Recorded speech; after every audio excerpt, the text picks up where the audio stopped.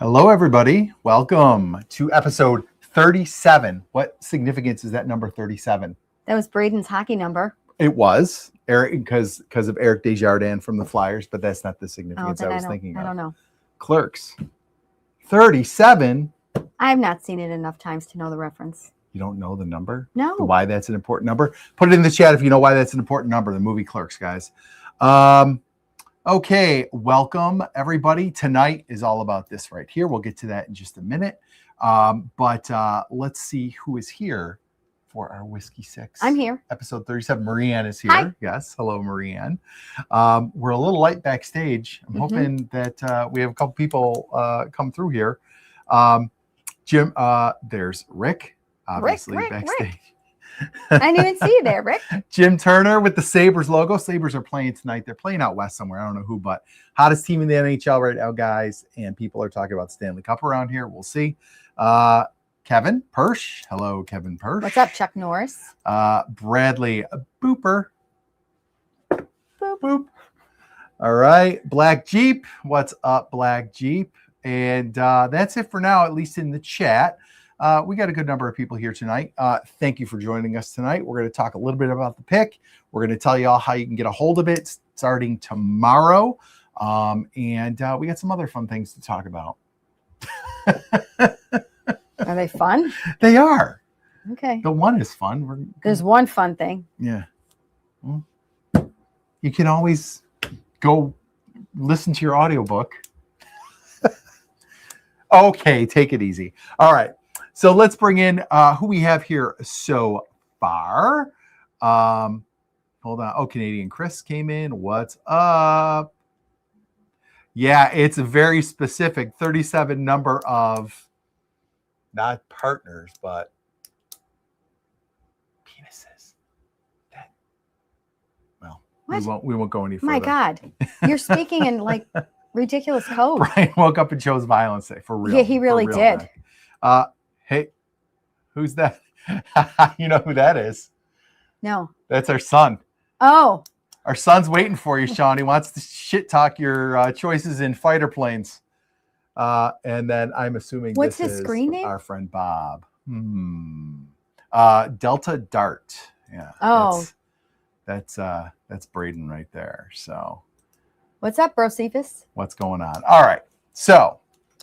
Show feet? Show feet? What the frig does that mean? Excuse me? No. How about no? Nope. All right. Not going to do that.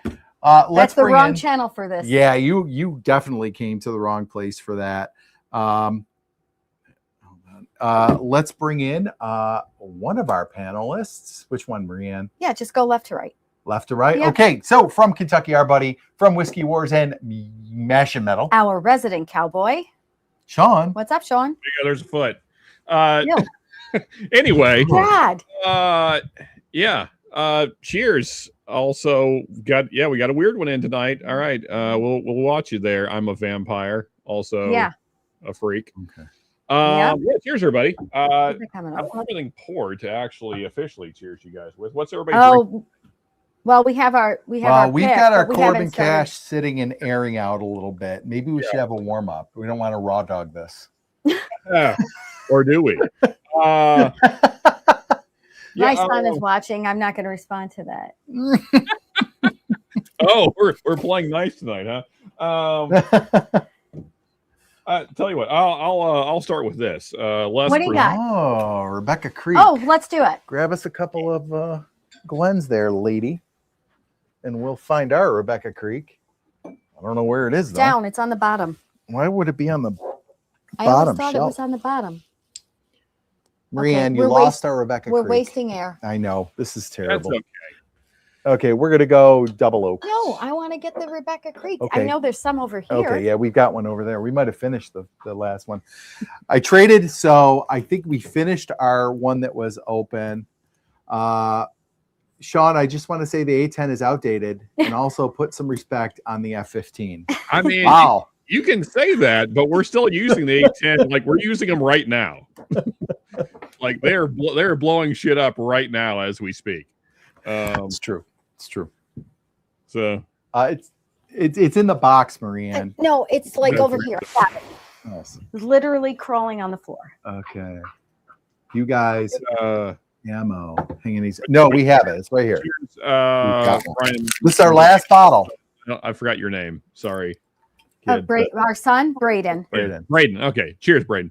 There we go. Last bottle of Rebecca Creek, guys. Oh my God, that's your fault for trading. I traded one away. That was ridiculous. Sacrilege. I can't Bad believe decision. He made a bad decision. Well, it was for something I really wanted. So What'd you get for it? Yeah, I got a Black Fork Farms cask 120 from South Dakota. Love this stuff. Farm to like grain to glass, like Corbin Cash kind of deal, and Gotcha. really like their stuff. So Are you gonna cheers me? yeah. Hold on. Here we go. Cheers. Shout out to Alternator. Woo! That is good. I like that. What the hell is wrong with you? I haven't had it in a very long time. That's really good. Why are you messing with my microphone? Yeah, it's pretty I didn't see the green. Yeah, that is It's all really right. good. I hate to sidetrack. What barrel do you guys have in Proof Point? Oh, Oh. let's see. No, that's not a sidetrack. This is a whiskey channel. So the proof is 127.8. Mm. It's barrel number, it looks like 206047 maybe. And it's bottle number 120. So Okay. yeah. Cool. Yeah. I'll be sad when that's gone because we Well, aren't getting any for a No, we're long, gonna long drink it time. judiciously. Like, look how long it took us to even open that. All right, let's bring in. Oh, Sharina is drinking marshmallow. Oh, there's my girl Sharina. because Marianne is in her Penelope era. Yeah, I told you before I even saw what she wrote. How's All it right. going, girlfriend? Let's bring in from the DRC bar our buddy Rick. Rick. What's up, I guys? didn't What's even happening, see Rick? you there, Rick. Big Rick Cheers. energy in the house. There it Speaking of is. Rebecca Creek, I got the Cowpuncher shirt on tonight. Yeah, on there brand. you go. Nice. I really liked my Rebecca Creek whenever I opened it, and then it just Yeah. started to get a little feet-ish on me. Do you guys get Oh, any kind here of we funk go on with the the- back on Here we go with the feet again. No, it Okay. tastes good all the way around. Yeah, I'm a Great vampire. presentation Might with be into food that. tonight. Yeah, I that's like it, but like a wild turkey funk has a little bit of funk on the back end sometimes. So I don't know. Gotcha. Interesting. I will don't say, like I'm a it at all. vampire. so as you know, Rick, I've had a few, Oh. and I did have one barrel that was kind of funky. So Okay, maybe that's the one I got. yeah. You just uncorked it. I think an angel just got a boner. Oh yes, my. Kevin.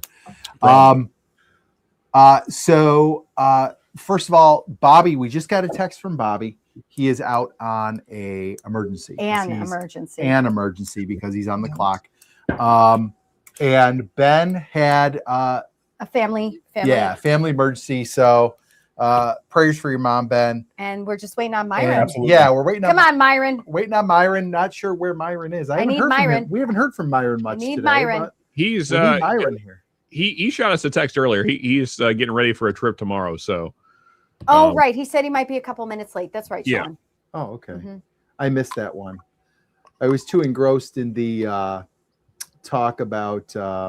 Sending me upstairs to go read my book. Yeah, we were talking about liberal, affluent, oh yeah, white liberal women. White women Yeah. ruining the Rick, world. that's going to come back and bite his ass all day. Affluent, awfuls. AWFL.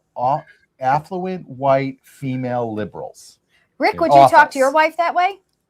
I didn't talk Bobby to and I you. joke around about it, and we do it, and then we like hide in the corner. You know, Yeah. like, so that's how it goes. Yeah. All right, guys. So, Go ahead. sorry. Go ahead.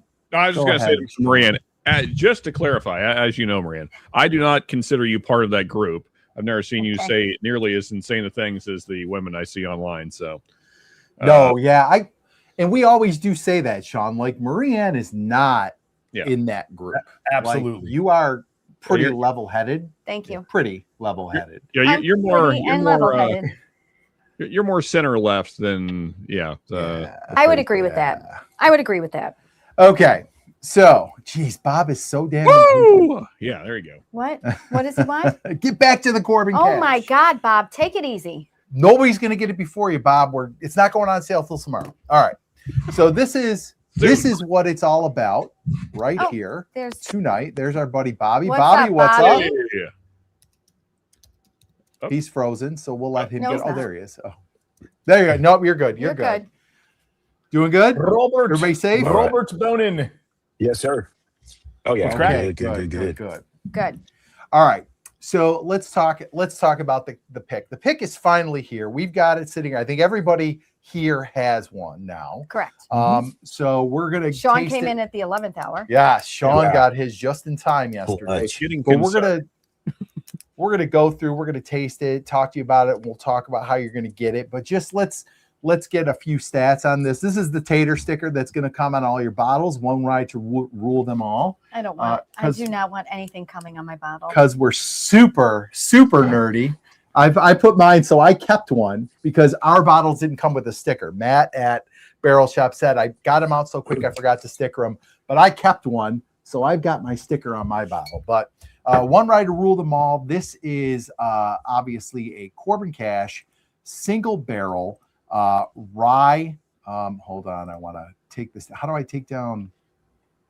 I'm boomering this, guys. What are you Sorry. trying to Okay, do? there Oh. we go. So this is a Corbin Cash single barrel rye. It is almost 11 years old. It's 10 plus some months. It's 137 proof. 10-10? How much? Okay. How much? 10 years, 10 No, 10. no, no. How much is 10, the 11. proof again? That was 10, Oh, 11. it's 10-11, Bob? I Yeah. think So- so. But I mean, almost It's- 11. Yeah, so years. that's what I had in my head, Bobby, is 10 years, 11 months. But maybe I So- could be wrong on that. It's kicking 11 years right in the ass, guys. Yeah. Thank So you, Bob. this would be the oldest Smart one they man. put out. Is that correct, guys? Oldest What's one? that? Ooh. He's He's only almost- double oaked. Yes. And Okay. yeah, well, and the 12 year. The 12 year. But Right, the- yeah. Oh, Yeah. the Oh, oldest that was single like a barrel, club. I believe. That was a club one or something, Yeah. right? Like for their whiskey Yeah. club. Okay. So Yes. but we've got then we'll say the oldest pick. And so why don't we get into it and Oh. then we'll talk to people about or do we want to talk about all the details first and then taste it? What do you guys want to do? Whatever. Just taste it.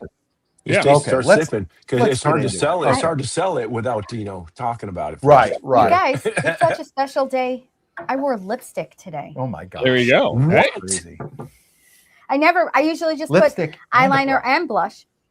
Well, I always wear a bra Yeah. for the live stream. Oh, My okay. God, that's crazy talk. But as soon as the live stream's over, there it goes. Okay. So yeah, let's get into it. Let's try it. I have not tasted this since we did our tasting way back. Brian is gonna stab you tonight. It's gonna happen. She is going to kill you today, bro. That was the longest, We're the going to see longest an not absolute happy melee. stare I've seen in a while. That was just really. We're They're going to doing see a it? melee Okay. on the whiskey six.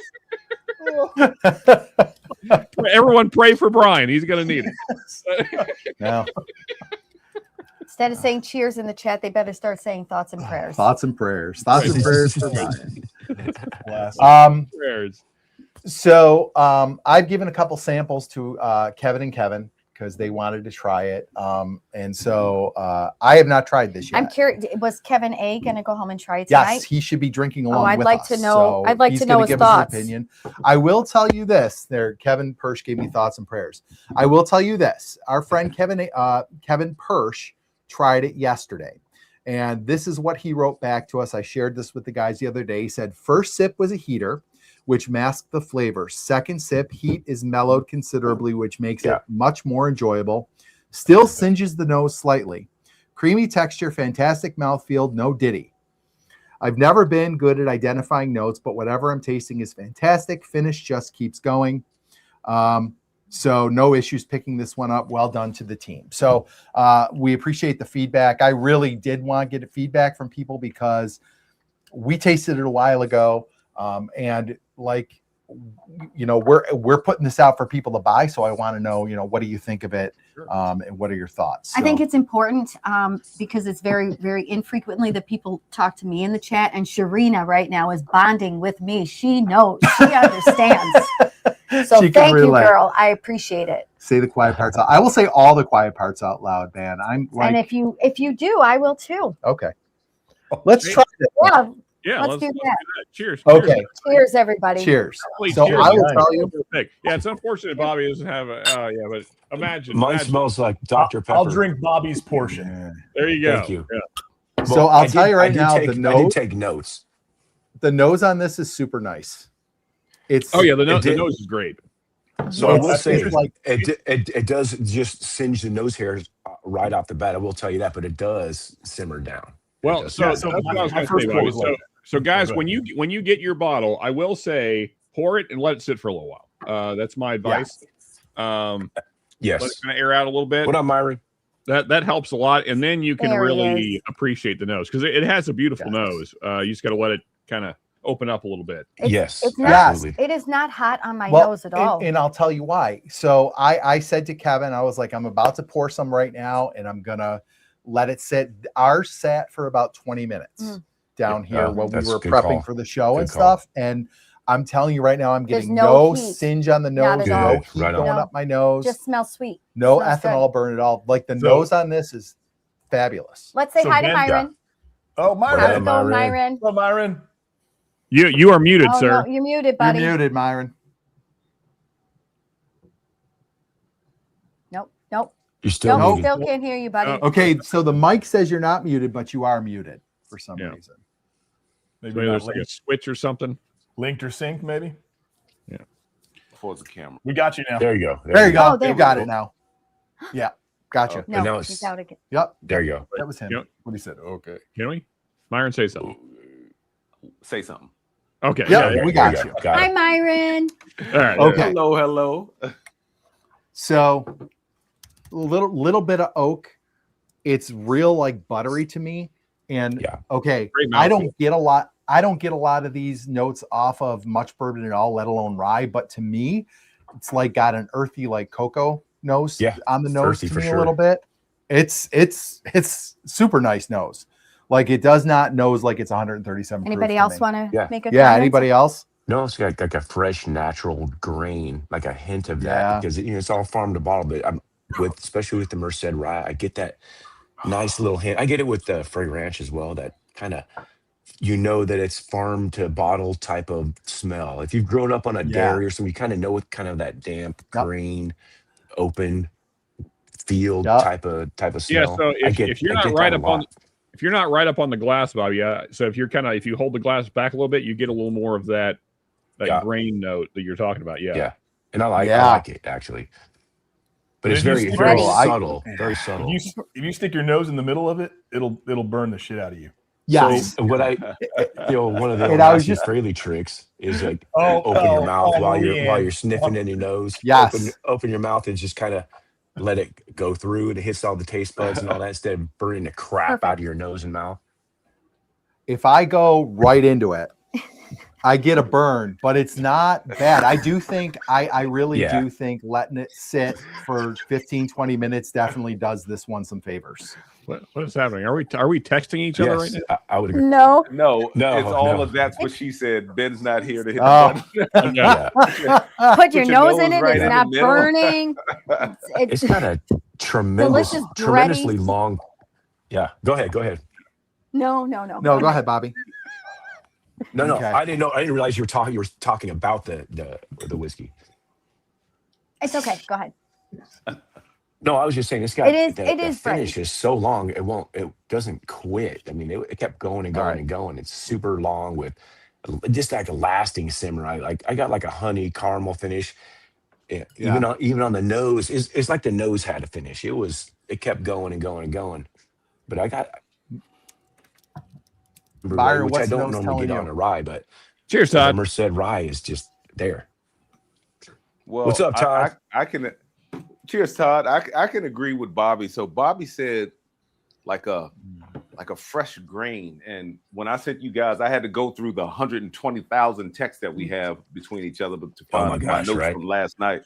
Right? But the nose, I said last night that the nose is like clean summer air, maple and Mhm. sweet dough Yeah, with yeah. mint. It's got this like Yeah. really, I don't know. It's something about like clean summer air. I don't know. And then you get like this maple and sweet dough note. You get a little bit of mint, and then the palate was what did it for me. So like on the palate, I got like rich. What did I say? Rich, sweet, creamy vanilla. I know you guys might think I'm tripping, but last night, because it was a lot warmer last night. Last night, it gave me like almost like this slight mango note.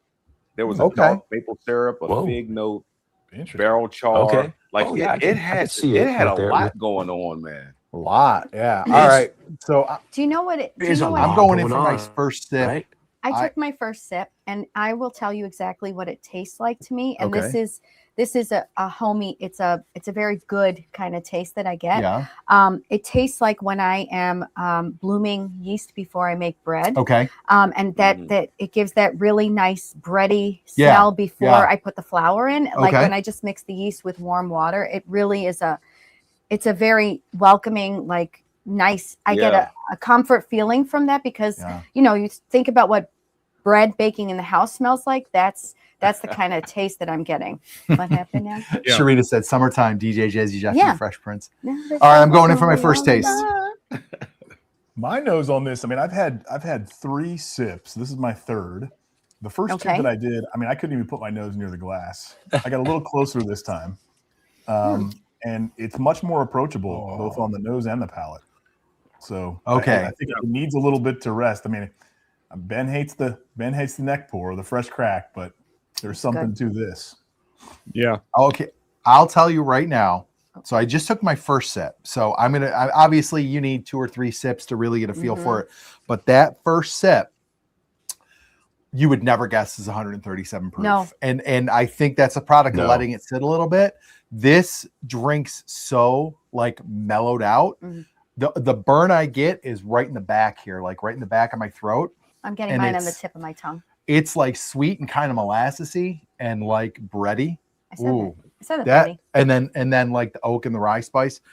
I think that is a really nicely smoothed out rye. Like there's not a bit of harshness in this. Rye isn't really it's not harsh at all. My go-to. This is good. This is really good. See, I don't think it's harsh at all. Sure. Oh, go ahead, Myron. No, I was just saying it's very bourbon friendly. Like it doesn't like bourbon drinker friendly. It's like a high rye bourbon. I agree with that. That's a nice way to say it, Myron. I agree with that 100%. That's 100%. You would never think that it's 100% rye. Could you bring my water down too, please? Thank you. Sean, what about you? Give us some. Oh, I'm sorry, Rick. Oh, no, it's okay. I just get a heavy rye spice, and I get a ton of mint. I'm getting Girl Scout cookies on this. Thin mint. I said the same thing last night. Thin mint. You get thin mints on the finish. Thin mint. That's what it is, right? I think. What did you ask? Yeah. No, not the feet one. Okay. Sean, do you want to give some of your impressions? Do it again. Okay. Hold on. Gotta mute it. Oh, sorry, guys. Huh? Or is it me? Am I muted? That was a bar fight. No, I was saying we needed to mute Brian. That was a bar fight going on back there. Yeah. Oh, yeah, right. What happened? They heard you. Yeah, I know. Mackenzie was asking me something. Chris, sorry, guys. I was not thinking about that. Okay. So somebody asked about dropping some water in it, Canadian Chris. So I'm gonna take a few more sips. And I'm gonna put a couple drops of water and see what happens with it. Okay, let's hear Sean's impressions. Yep. So I agree with pretty much everyone. I have yet to get mango, Myra, but that's interesting. I'm gonna try and kind of chase that. No, there is something fruity in the mid palate. Yeah, there is kind of like a citrusy zing that I could maybe equate with mango. Yeah, so Marianne, you mentioned that there's a little bit of a tongue punch up front. I think that's true. I just it's because of the proof. But then the mid palate, as Bobby and Brian, I think everybody was kind of saying, is very easy to drink. Like it's the mid palate, very approachable. Yep. Yeah. I'm not getting a hint. I am not getting a hint of mint. And I was actually a little bit like, ooh, because I don't like that note. Yeah, I'm not getting any of it. Oh, but really? I think like what I've got left, like the finish that's sticking around is super like buttery, like buttery pastry. Like I have that aroma in my mouth still. Like I think it's very good. It's good. So, it's really and good. I think you're right about it being kind of like, it really can be like a bourbon drinker's rye because it has all that rye spice and everything. But I think the sweetness and kind of the mellowed out nature of it, really, it's an easy transition for a bourbon drinker, I think. So I'm not sure. I think we need to be specific on the kind of mint that we're talking about, because there's a lot of mints in rye that I actually do not like. Yeah. This is a really nice mint. Something I would equate it to, because there's a lot of chocolate in this to me as well, kind of like a cacao, like cacao chocolate, not like Hershey's chocolate. So I would kind of compare it to like an Andes mint if the chocolate was more like a cacao chocolate rather than, but that kind of mint. Yeah. I think the water opened it up even more. So the way I describe it, I mean, if everybody follows Corbin Cash and have had Corbin Cash ryes before, you get that heavy Merced rye spice, right? You get that. You feel it, you smell it, you taste it. It's on the palate, it's on the finish. And it's very distinct. It's very distinct. I feel like this is the same. It's not stronger. It's just more intense. Right. Then you add the water. It just blew up even more. So it takes the intensity up to, if a normal Merced rye Corbin Cash is a 5 on the intensity scale, this is totally arbitrary. I think this comes out of the bottle at 7. If you add drops of water instead of settling it down, it makes it like a 9. So how many drops of water? How many drops did you put in? I did five drops and about an ounce of rye. Vampire's question. You weren't sure what to do with you when you first came in, sir. I think that's an interesting question, though. I'll take drops. Oh, you want some drops? So what are you picking, bourbon production or world peace? Now, so I like the question because he's just saying that bourbon production will end. It doesn't say that bourbon will disappear. So I still have all of my bourbon. Okay. That's right. So it just means I can't buy I've got enough to last me the rest of my life. He didn't say rye production would end or American single malts. It's true. So we can still go to Westward and we can still go to all the other whiskeys. And also, there's still millions of barrels sitting in Kentucky. So if production ended tomorrow, there's still a lot of whiskey coming.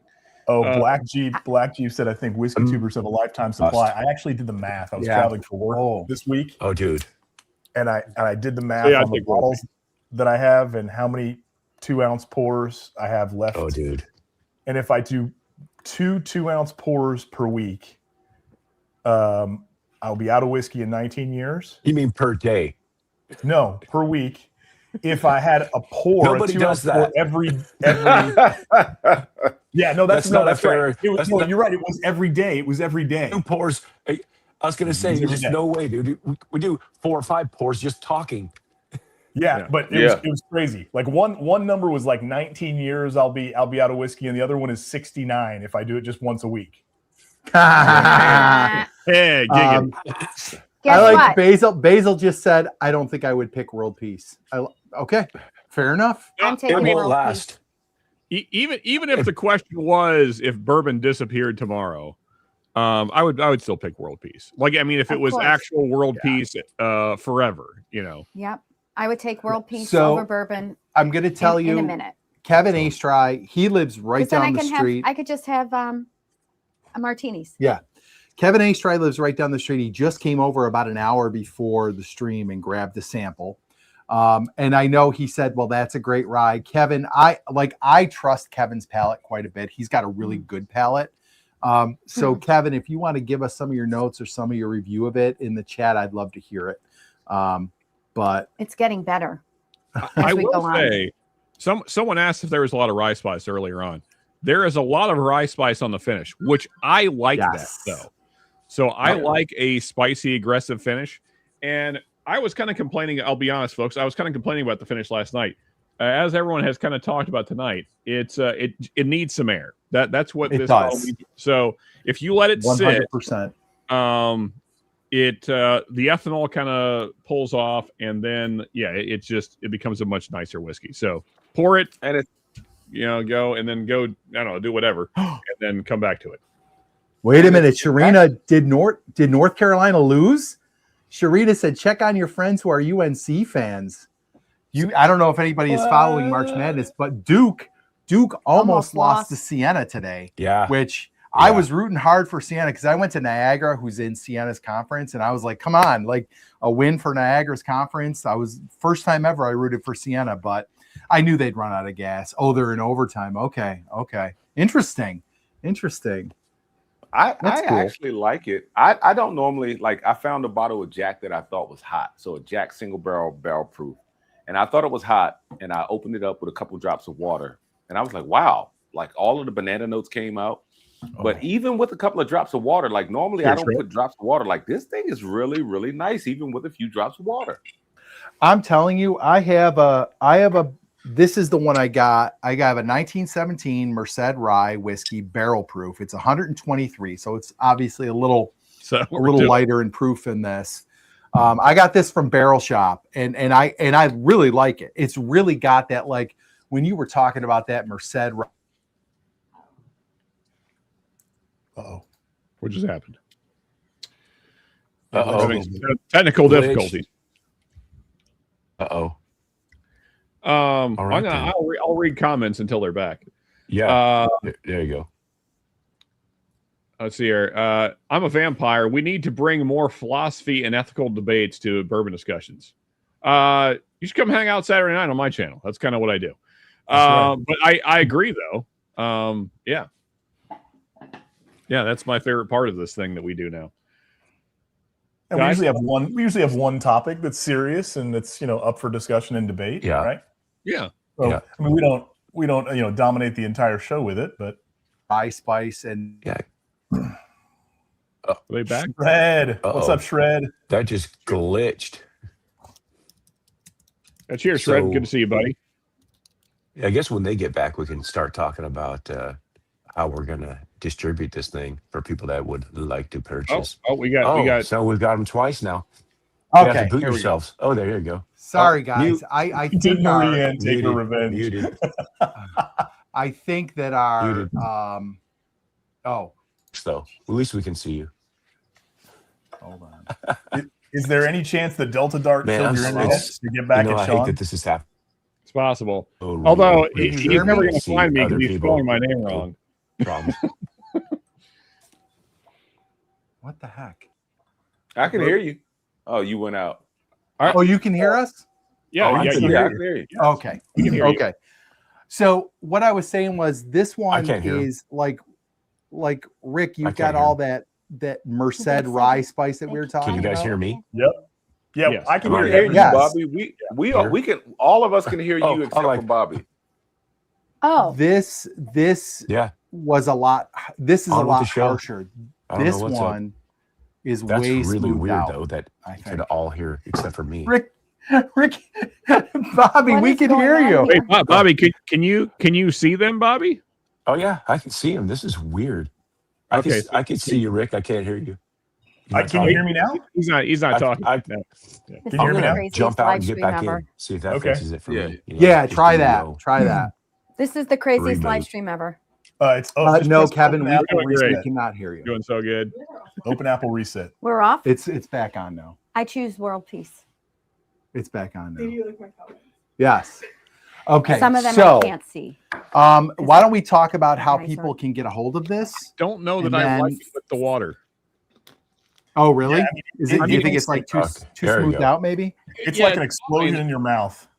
Yeah, exactly. I want the explosion in my mouth. Yeah. I'm not listening to that.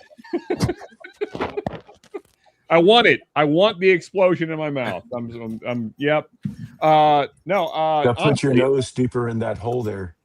Yeah, I think it makes it less interesting. It does smooth it out. So if that's what you're about, then whatever. Okay. Yeah. Rick has officially died. So, well,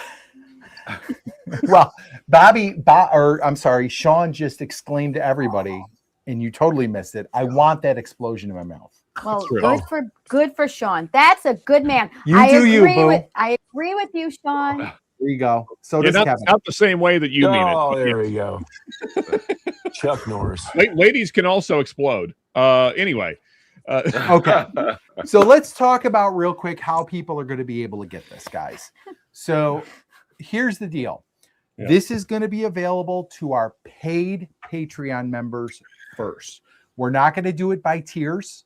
We're just going to, everybody's paid Patreons. Now, right now, that includes Bobby's, Bad X Bourbon's Patreon, ours, Bourbon School, Ben at the Bourbon Note, and Sean at Whiskey Wars. So if you are a paid member of one of those 4 Patreons, you're going to get the link to buy first. So the link is going to be from barrelshop.com. You're going to get it sent to your emails, guys. We cannot post this on Patreon. I don't know if you guys heard, but Bourbon Hunter got his Patreon nuked because he posted a link to a liquor store or to an online liquor retailer, and they totally nuked his, and it was like, no appeals, no nothing, you're done. So we're going to send this to your emails. So the first thing is you have to be a paid Patreon member of one of those 4 channels, and you want to make sure your email is updated. We're going to send the link to you guys tomorrow at noon. Okay, that's the time we kind of decided on. So at noon, you'll get the link sent to your email. The price of the bottle is $160. If you didn't watch our last stream, there's a lot of lore behind that because of the distributor. You can go back and watch that. We're not going to relitigate it here. But $160, and then shipping is going to be, I believe, $18 or $20. Go ahead, Sean. So I asked Todd what we were talking about before the stream. And yes. Now, Todd, I guess I can quote you. So just to clarify, he says, evidently you are able to post links to purchase on Patreon. Has to be a link to a distributor. Oh, well, we're not linking to a distributor. So the bugaboos are saying you're giving away whiskey or selling. But we aren't selling. Yeah, but sellers. So did you ask Todd, a retailer, right?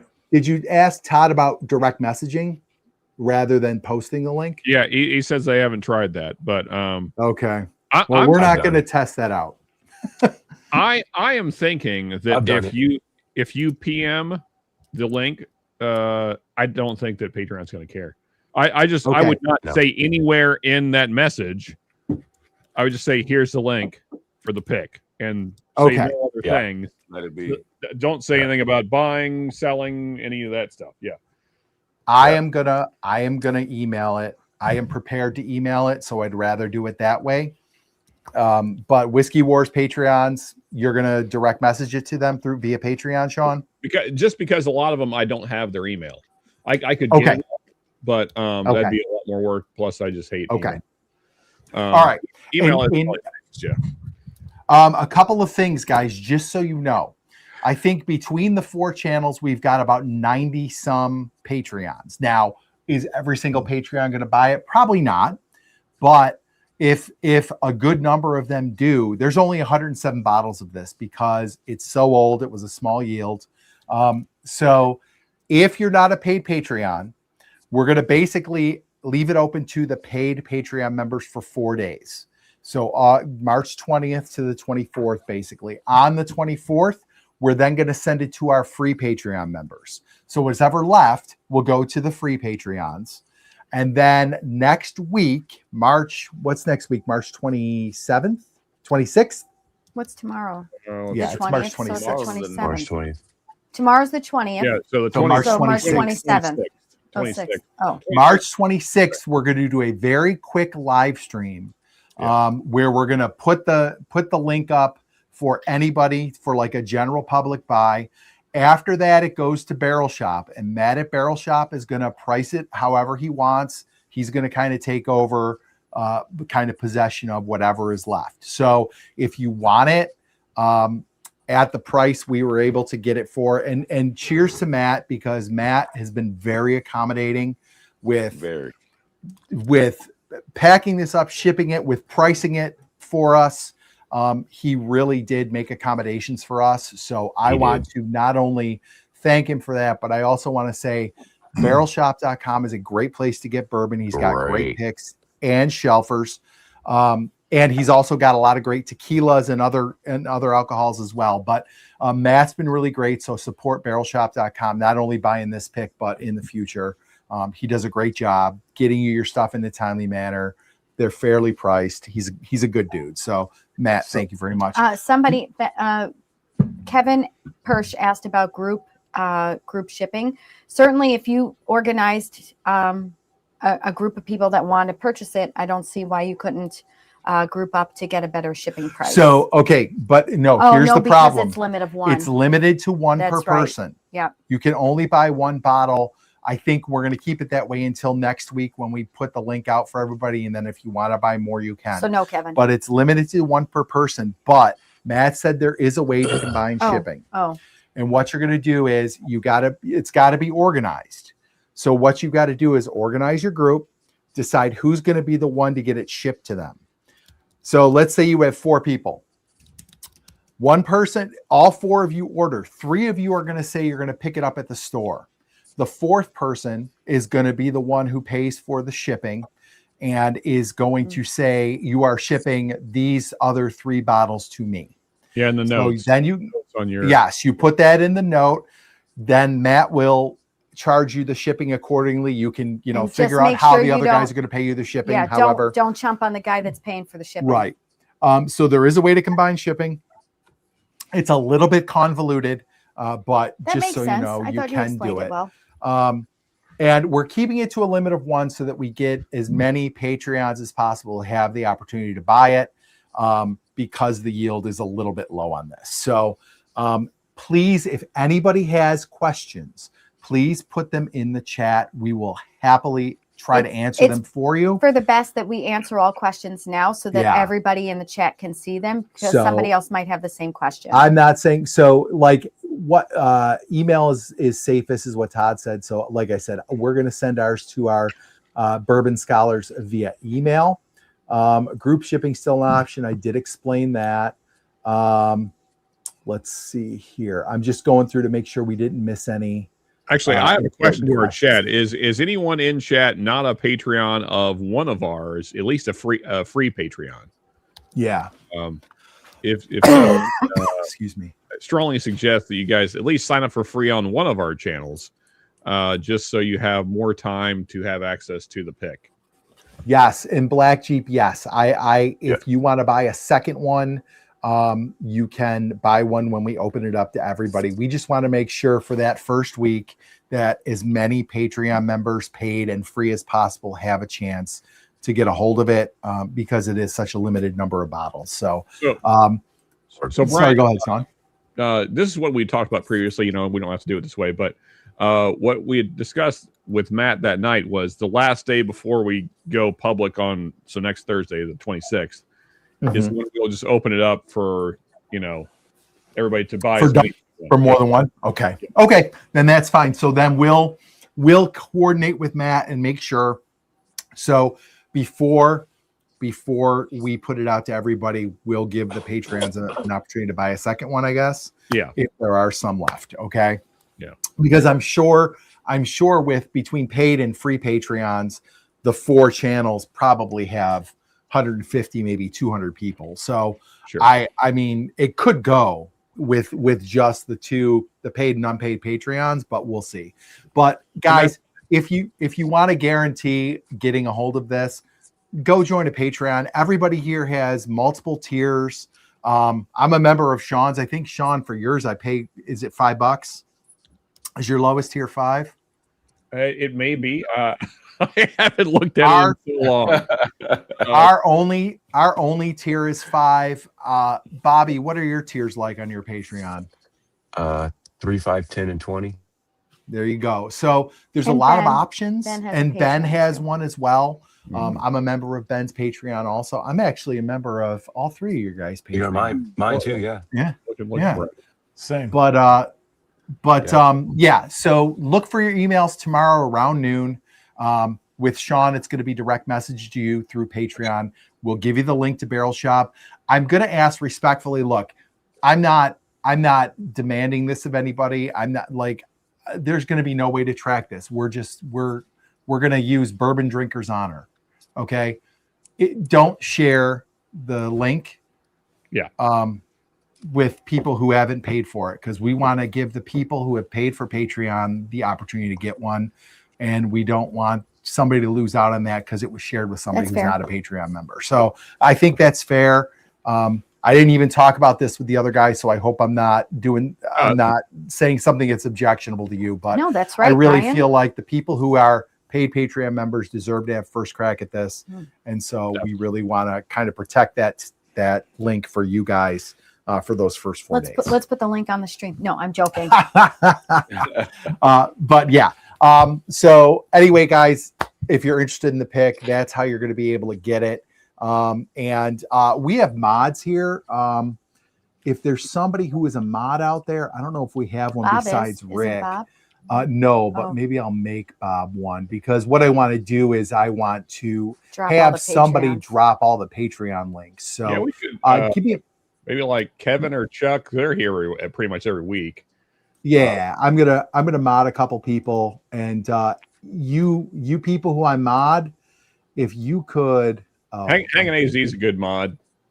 Okay. And So I'll mod a Bradley few Cooper, people. too.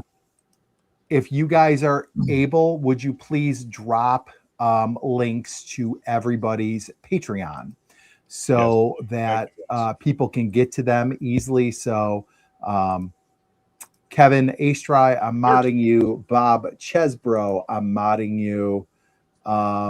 And I'll do Hangin' AZ if I can find him easily in the chat here, because I do know Hangin' is a good mod for people. So yeah, he modded for me for years. He's modded on a lot of channels.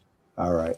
And Hangin', I'm going to mod you too. So if you could please go to Patreon and get links for all of our Patreons. That's Bourbon School, Whiskey Wars, Bourbon Note, and Bad Axe Bourbon.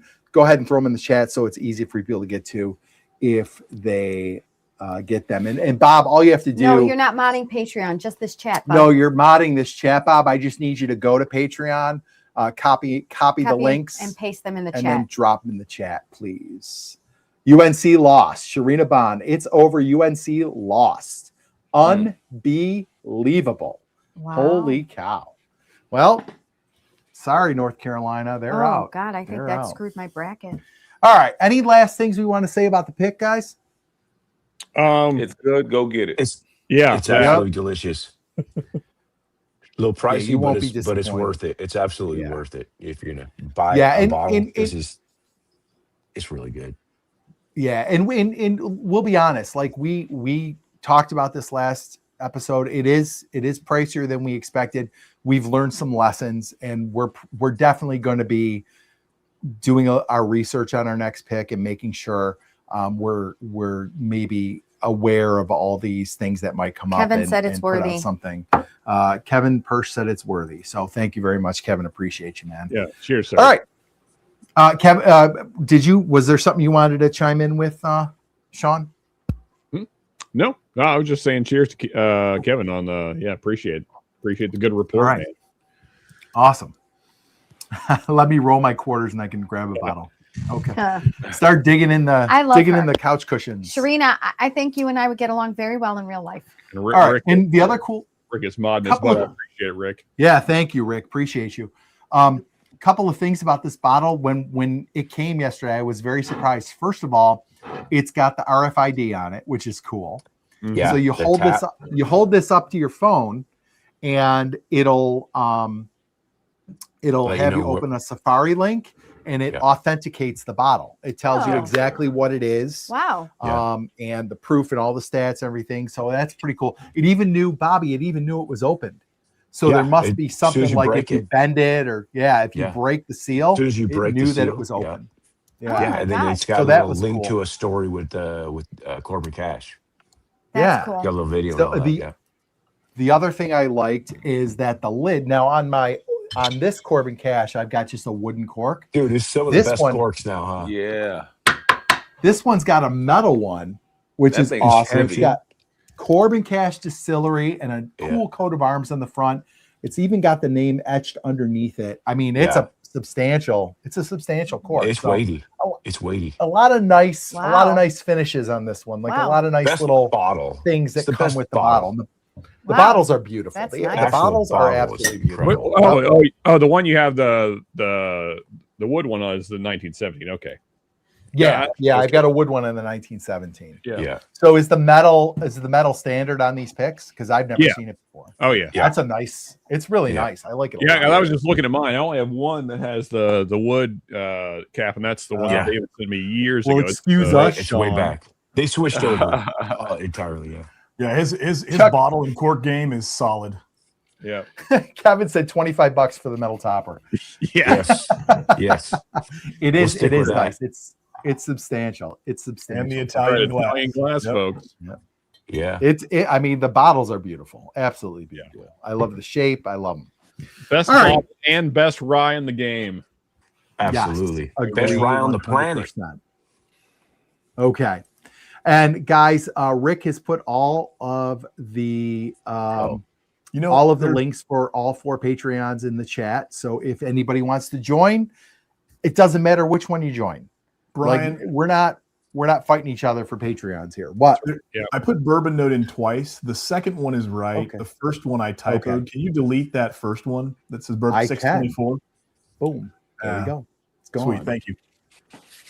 All right. Thank you, guys. Appreciate you. Thank you. One Rye. This is the nerdy. This is our nerdy side. One Rye to rule them all, and in the darkness bind them. Yep. Yeah. We're having this conversation that night. I don't know how many names did we go through, everybody? We did some 007 stuff. We went through a few. Yeah, we went through a lot. Yeah. Live and Let Rye. That's when I still like Live and Let Rye. I think that's good. Set it to the side and then clear the messages. What are you talking about? When you guys nerd out like that.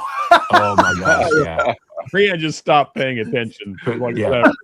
Mute. It's just like just white I don't noise. mute it. I don't mute it. I just let it go, and then I'm like, 137 messages. Click, and then I don't read anything. It's cleared. So if I can, sorry, go ahead, Bobby. No. I was going to say, and for Ben, I just hit the little exclamation points or the smiley face or the heart, just as. Just to piss off Ben. Yeah, he should have never said that. Got to give credit to Brian. Android. What's that? Is it Sean? Sean, Myron are Android, and the rest, and Ben. Ben an Android. And Ben. Yeah. Wah wah. Yeah. We're half and half here. Sorry, I will not support Japanese slavery. Yes, we know, Sean. We know. I don't know. They literally had to put nets up around the compound so they'd stop killing themselves. That's true. That's true. Are you serious? Oh, you great phones, though. Great phones. What? Yeah, great phones. Yeah, great phones. Great phones. Hey, look. Hey, and we got a spaceship right here, the Cupertino. I'm literally like a mile from the spaceship. I mean, if you just don't care about human suffering, you can accomplish great things like the pyramid. Yeah. Do you want a good phone or not? Yeah. So sacrifice it. Yeah. Okay, I wanna download these pictures. I don't know if anybody remembers this, but I'll show them in a minute.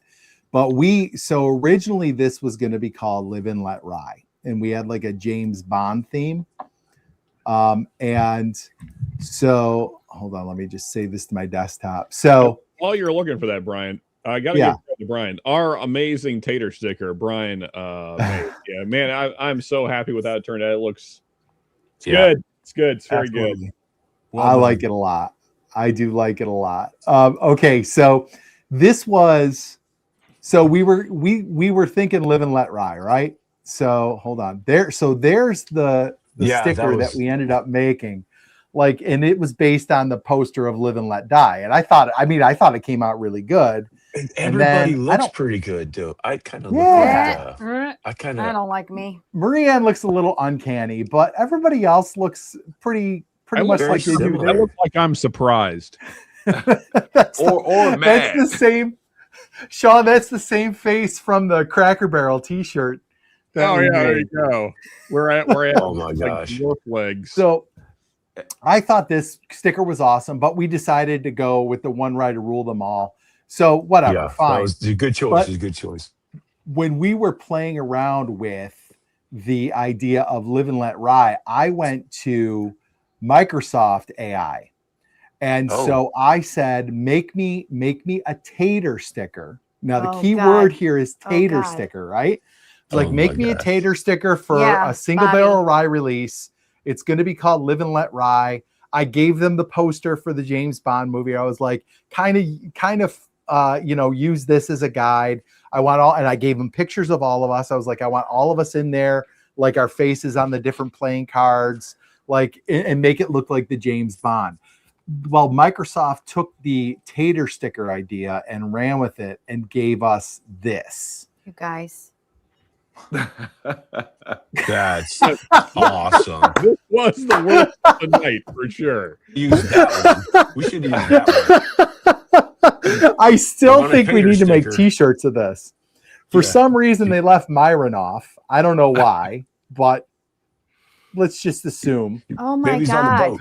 Let's just assume that they're racist. Yes, that Bill This Bill isn't Gates is a Star racist Wars bastard. poster. I The mean, Chinese Star Wars poster. I'm definitely not gonna make excuses for Bill Gates. That guy sucks. So yeah, let's go with him being racist. But why is the potato so angry? I don't understand. Irish. Because he's sipping bad whiskey. I guess. There was another one that you did, and it like three of us look like gremlins, and the other three look like rock stars. Like, Yeah, yeah. For sure. There was another Live and Let Ride, like it looked like the movie poster, and we had to have them like kind of tweak it a little bit. We had to have AI tweak it. The original one was not great. I thought the second one came out great, and this one was just like, what the hell, Microsoft? What are you doing? AI is not calibrated right. In Bobby's Discord, there's all sorts of BS AI images. Oh, of dude, alcohol and things. they're That are so terrible. perfect. Well, Yeah, Rick they're holding horrible. White Claws and enjoying his White Claws. So we're gonna do a Bullshit. White Claw pick. I've with never Rick. drank a White Claw in my life. Oh, And come Bobby, on. And Bobby does one hunt video in like near the coast of California, and pans to all this White Claw. I came in looking for these, Rick, and I found them, and the whole Discord just latched on. Dude, I And told him, everybody here's your thinks that I'm cheerleader like beer. a White Claw affiliate for the world, and it's like Dude. the most ridiculous thing. Rick and his cheerleader beer. Fucking. I White still Claw. believe that if I could get AI to add in Rick and Myron so that we're all on it, we should get t-shirts made of that Live and Let Ride. I mean, it's fantastic. Yeah. It's the best ever. That's the tater sticker. That's hilarious. All right, let's talk about something other than bourbon. Okay. Marianne's not excited about this one, but I like it Oh. because I've been dying to talk about I this. thought we were talking about what Sean wants to talk about. No, we're talking about the Olympics and the Oscars. Oh, fine. Okay. Marianne's okay with this. Okay. Everybody, it's okay. Marianne approves. Be prepared. We've already discussed this. In an upcoming episode, I am picking all of the topics for the entire show. It's coming soon. Okay. So I wanted to talk about this way back when the Olympics were on, because there was an article in The Guardian, and I mean, there was other articles as well, and everybody was talking about it, how there were several Olympians who were very outspoken about not necessarily being proud to represent the country they were representing. American Olympians who were, because of Trump, because of what was happening with ICE, because of all this stuff, they were, some would say, rightfully not proud to be representing their countries. Others would say spoiled brats who are very privileged and should be thankful for representing their country. And this kind of fanned into, now that we've gotten to a little bit past the Olympics and we're at the Oscars. We had the Oscars on Sunday, and it was just a festival of empty vessels spewing their politics or preaching or rhetoric on us. Yeah. So I sent you all some videos, but just in a nutshell, some of the things that were mentioned at the Oscars. You had Jimmy Kimmel crying about being a victim and his free speech being violated. Jane Fonda, who said Trump wants to hurt, and then lost her train of thought and stopped talking, and then talked about how she slept with the guy who started with CNN and he should leave them alone because she slept with Ted Turner. Yeah. Patricia Arquette, the real attack. There's a real attack on the trans community. They're not allowed to go to the bathroom, or they're being forced to go to the wrong bathroom, and they're losing driver's licenses. I don't even know what that means. How are they losing driver's licenses? Javier Bardem. Well, I think my question is, why can't they? Correct. I have a question on that, Brian. Why can't they figure out the right bathroom to go to? I don't know. Javier Bardem, no to war, free Palestine, and fuck ICE. and he was literally presenting. So he wore the no war.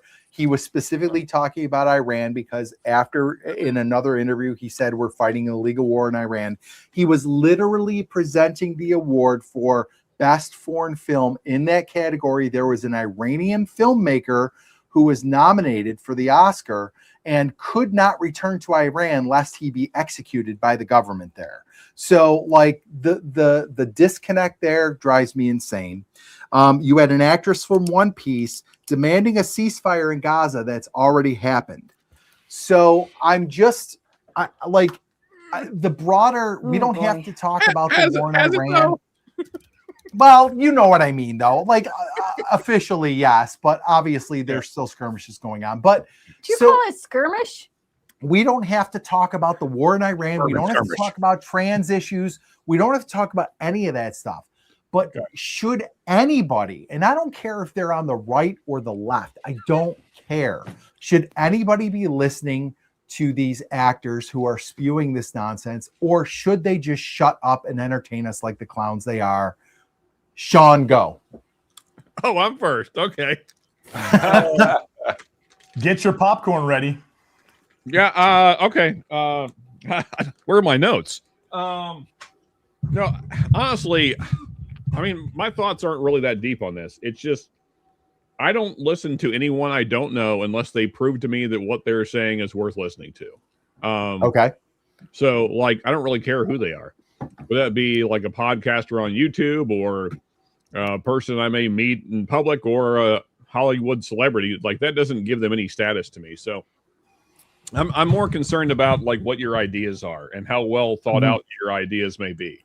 So, yeah, I mean, like, it makes no difference to me who you are.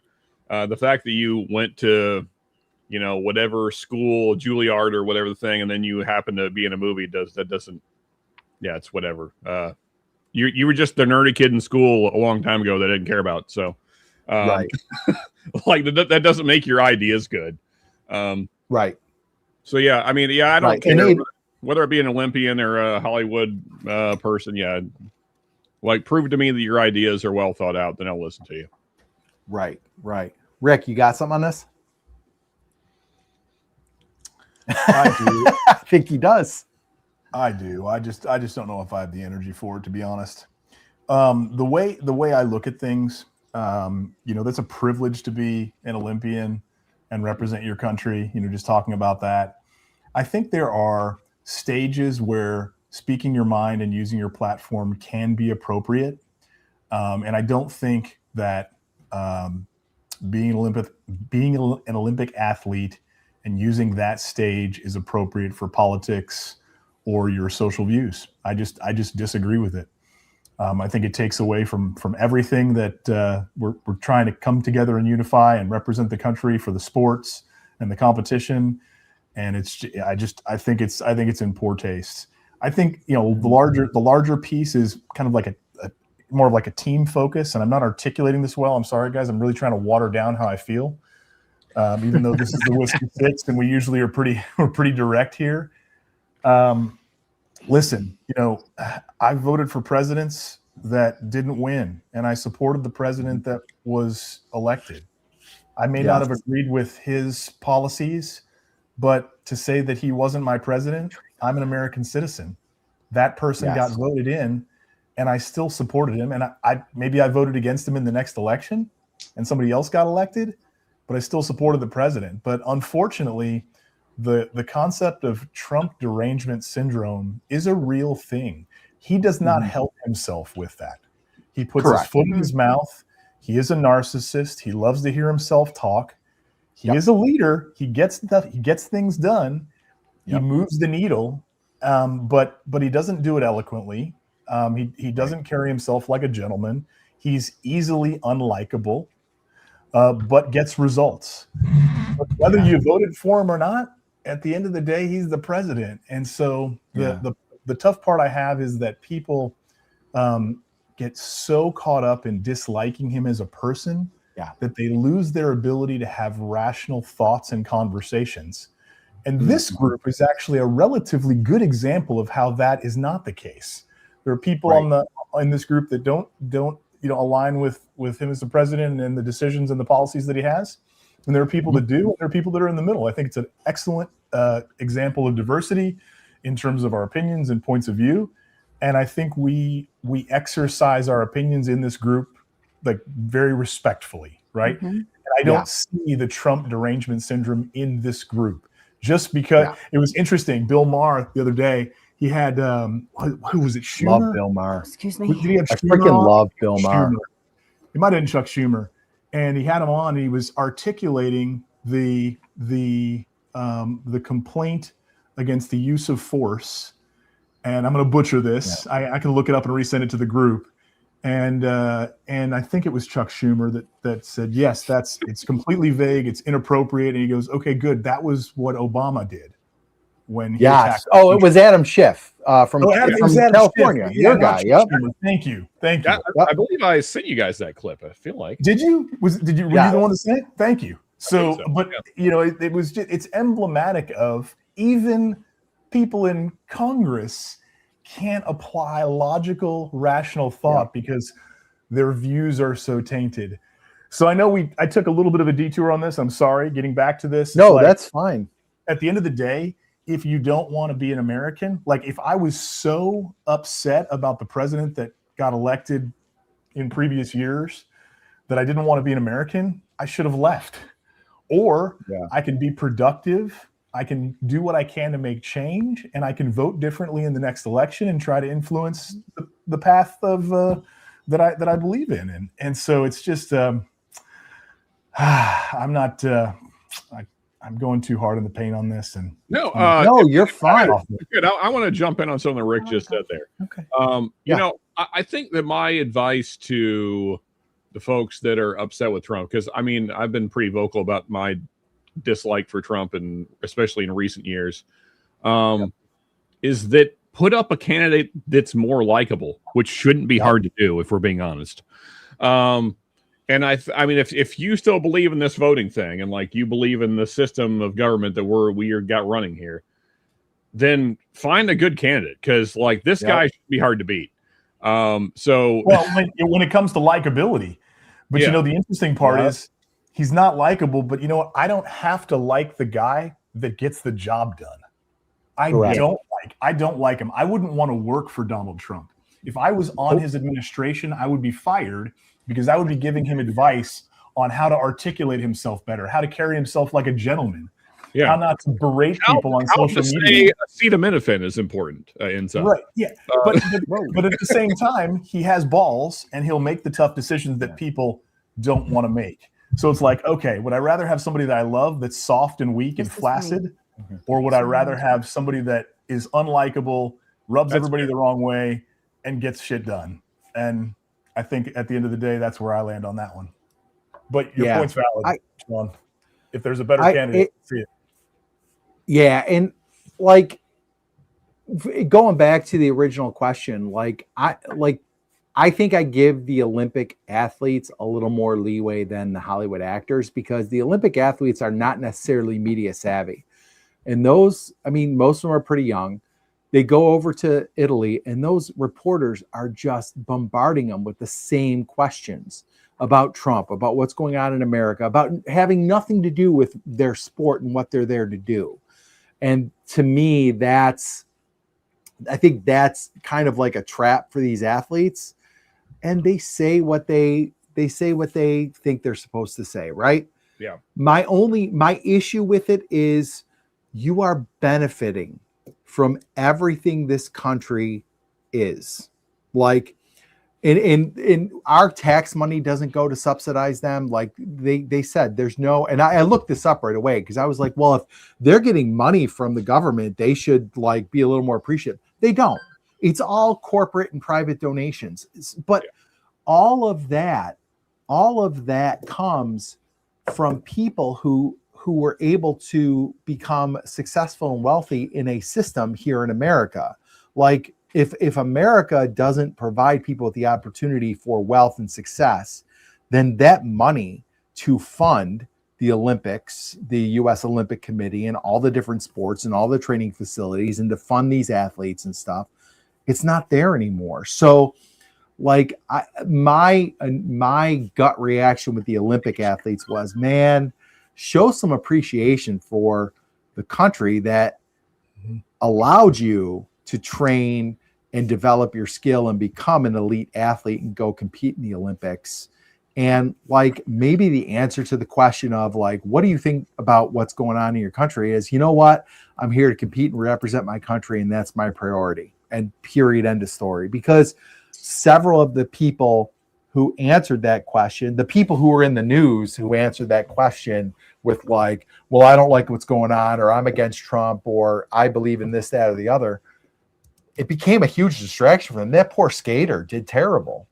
And she like made herself a distraction. Like, it's like, just put your head down and compete. And when you get asked those questions, like, just focus on your sport and what you're there to do, and let all that other stuff fall aside. Before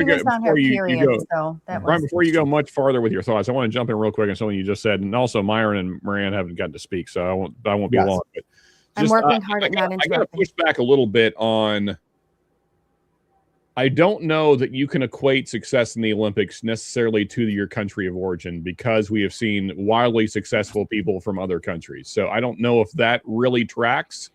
I would say your family unit and how you are raised and the status of your actual family has much more to do with it than your country of origin. But I mean, I think that there is a portion of that that's true. But I mean, you know, like I said, we have seen wildly successful Olympians come from like just complete nowheresville and countries that we've probably never heard of before. So I don't know that. I think it's more like a personal drive and a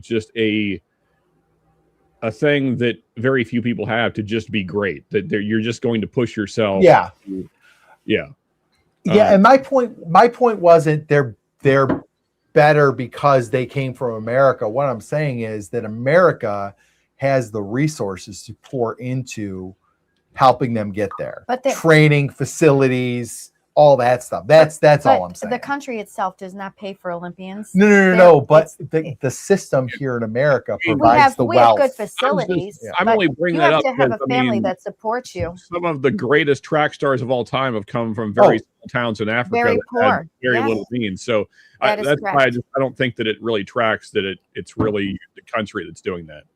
But track doesn't. I agree with you, Sean. Track does not require the investment. He's not saying track. He's saying set you on track that track. Athletes.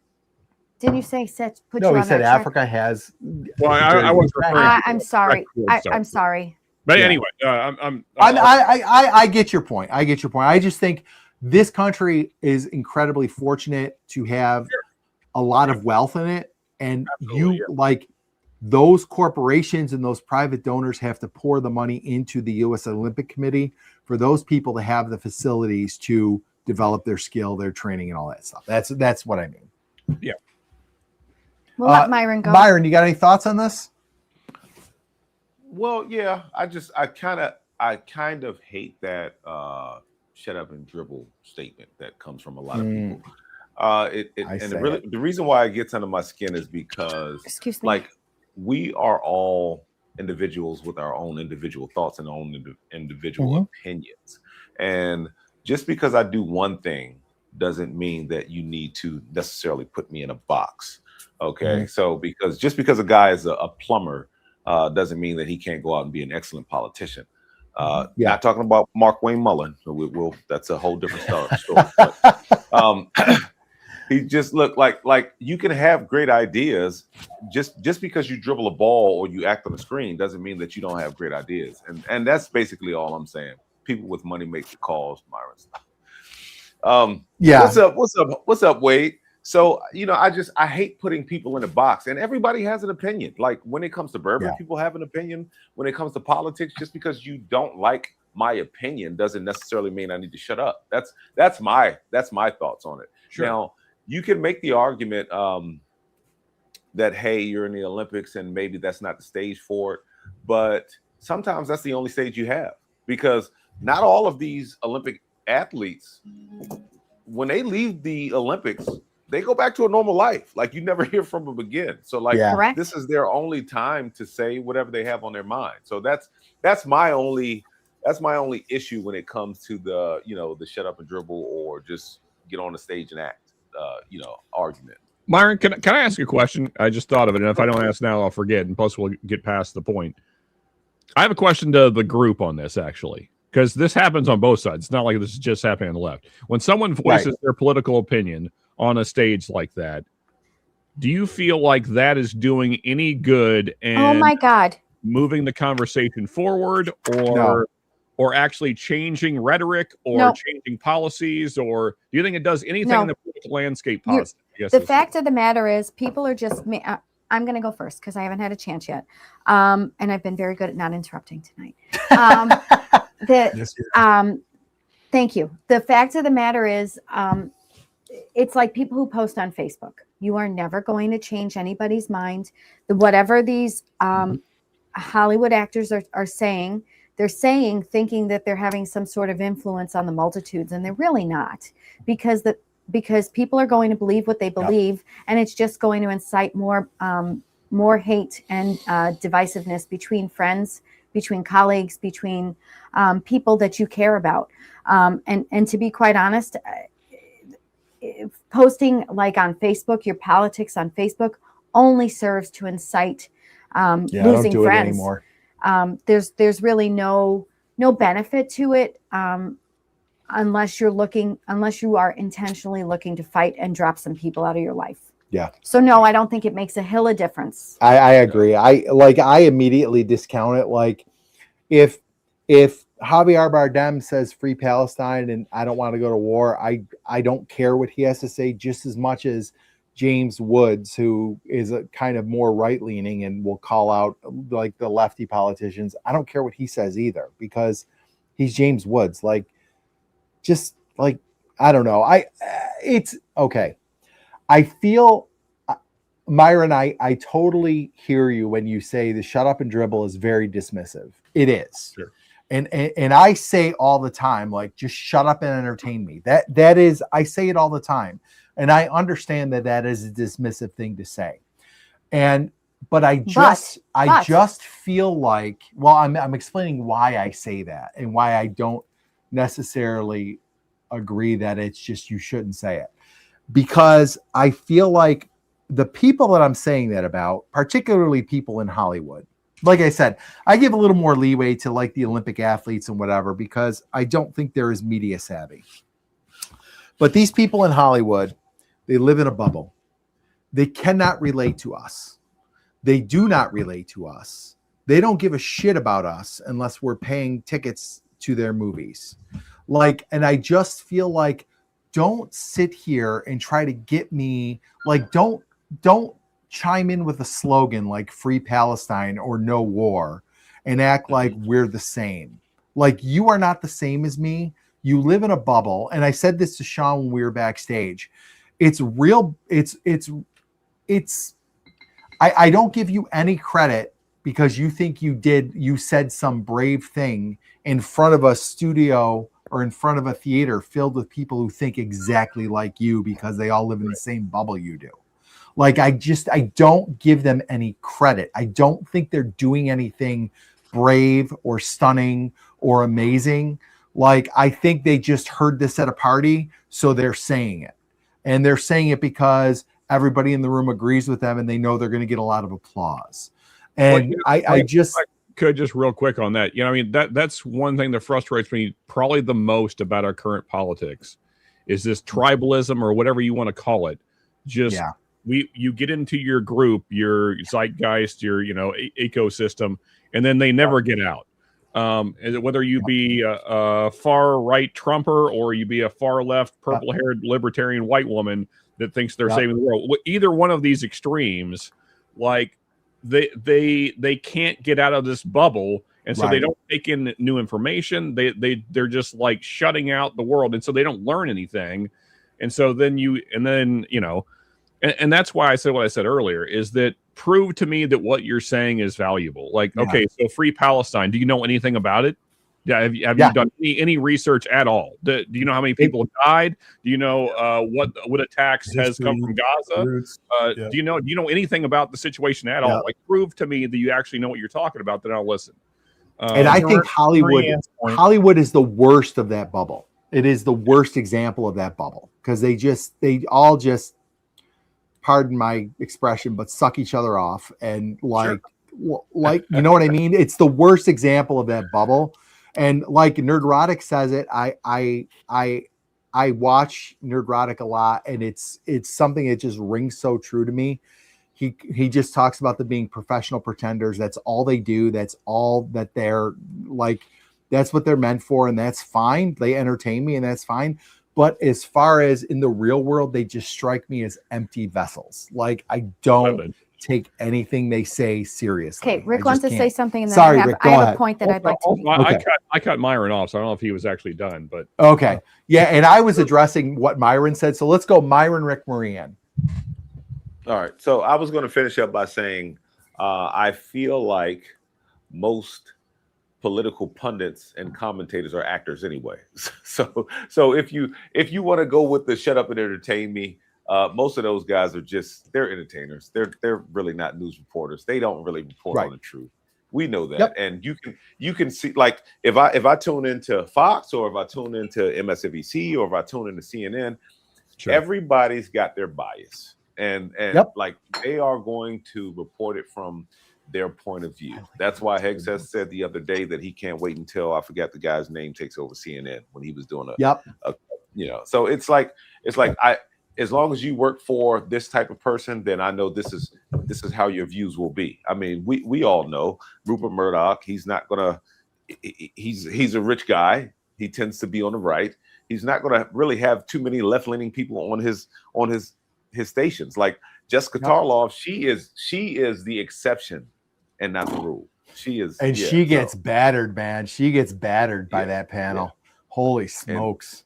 And I'll tell you what, man. She to me, I mean, you guys may disagree, but I feel like she comes with facts and she holds her own. I agree with you, Myron. But see, you can say the same about Scott Jennings on CNN. I mean, that guy gets hammered every night on Abby Phillips' show because it's Scott Jennings versus a whole table full of liberals. And I mean, I get what they're doing. I mean, you got to have the other side, at least in some form, to voice their opinion. But what they're doing is they're just putting putting Jessica Tarlov and Scott Jennings just out to dry. Well, see, that's the thing. Like, I constantly watch Abby Phillip, right? And through other, I guess, shows. And like they'll have Scott on, but they typically have one or two more. So they'll try to split the panel up. It'll be 3 or 3, or it'll be 4 and 2, right? And then but I mean, look, Scott has said himself. He said it's a little bit of like WWE, and it's a little bit of this and that. So it's like, so he knows that there's some theater there, Yeah, but he owns it. Yeah. All right, Rick, what were you going to say? Yeah, I was just going to support what Sean and Marianne said in terms of the lack of impact of the social media posts. I've done it. I'm guilty as charged. I haven't done it often over the years, but probably in the last 2 years more than I'd like. And I actually think that, and it's not self-serving, but I actually think this format that we have here serves as a great opportunity to discuss things and open yourself up for possible change in perspective. Myron has influenced my perspective here. Sean has influenced it. I don't remember if every single person has, but those two come to mind on positions that I had that I softened on and I considered. We were talking about DEI and affirmative action. And I really saw Myron's point of view, and it softened my position on it. I mean, I still have my thoughts, but I'm open to considering a different perspective because of a healthy, respectful conversation with Myron, right? I think I might have changed your mind on Erica Kirk a little bit. What's that? I think I might have changed your mind on Erica Kirk a little bit. Yeah, fair point. Good call. Thank you. Mm-hmm. So the point is it's really not the specific issues, right? But if you can get with a group of people. And I'm talking kind of the audience right now. It's like if you can get with a group of people that you respect, that they don't have to be doctors and they don't have to be plumbers. It doesn't matter who they are, but if they're informed and they're somewhat rational and they're open-minded, I think that's how you change people's opinions, and that's how you can move the needle on cultural shifts, having healthy debates and discussions as opposed to social media blasts and things like that. So. I agree. I agree with you, Sharina. Like when Scott gives that smirk to the camera, it's like, oh, He did it now. He definitely knows what he's doing. Yeah, exactly, Myron. Yep. He knows exactly what he's doing. I don't know who any of these people are you guys are talking about because I don't ever watch any of these news outlets. Scott Jennings, I don't know if he worked for a president or not. Did he work for Bush? Maybe. I don't know. But he's from Kentucky. He's actually from Kentucky, Sean. He might end up being one of your senators someday. I think he's probably got the ambition to run. But right now he's like a political commentator, and he's a smart dude. But he definitely knows how to pay people. I probably shouldn't say this out loud, but I'm gonna roll the dice anyway. If Trump successfully replaces Thomas Massey, I might have to pay a visit to Washington.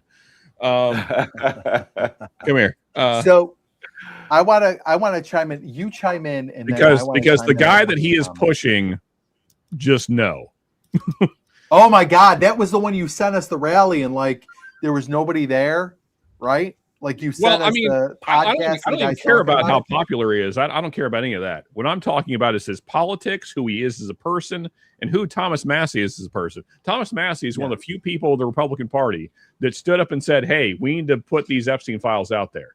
And that took some balls to do, and he still is pushing it because he wants to get rid of pedophiles, as we all should. Right. That's not political.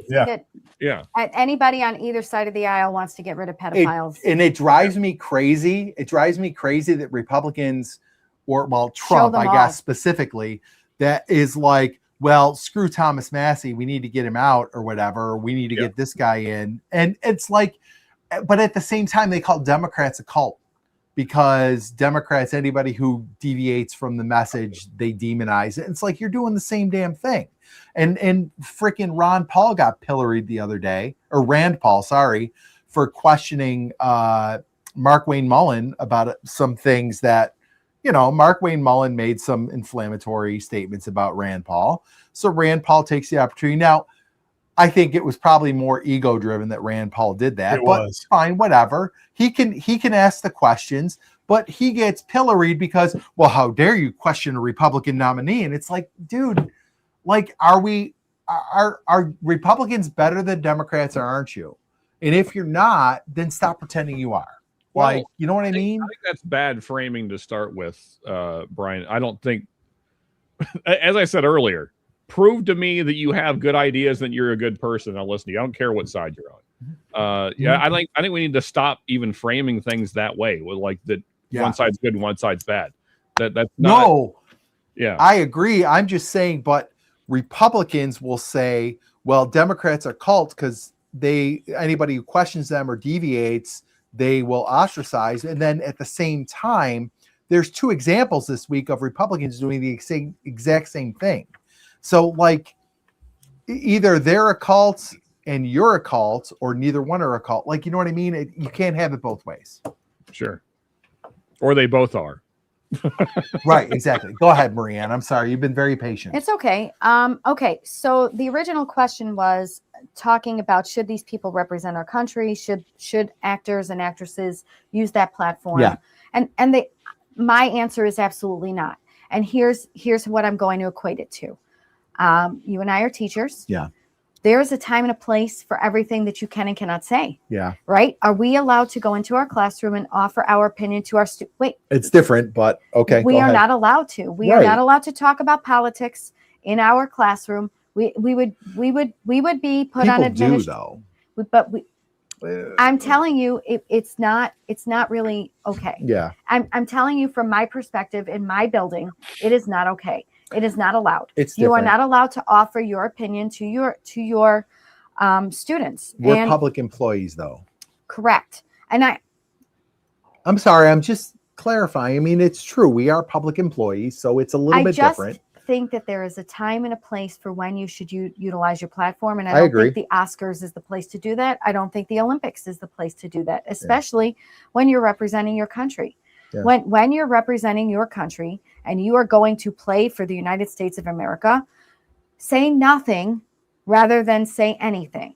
Right. Because just go, be the best athlete you can be, try to win a medal, come back home, and then do whatever it is that you want to do. But when you're in that vicinity, when you're in that circumstance, I don't think that is an appropriate time for you to spew hate towards your country. I have more things I want to say. I took notes. Sharina said, what is there something? Okay. Somebody said, I think it was Myron. Myron was talking about politicians and people on the news being biased and how, you know, Fox News goes one way, CNN goes the other way.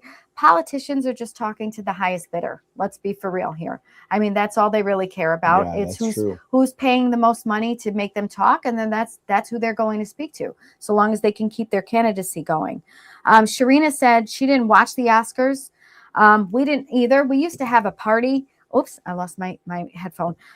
We would put a red carpet down in our hallway and take pictures and have snacks and watch the shows and pick who the best winners were going to be in every category. Brian and I watched Reacher and did not pay one iota. Parties, though. I just said that. Literally just said that. Yeah, I know.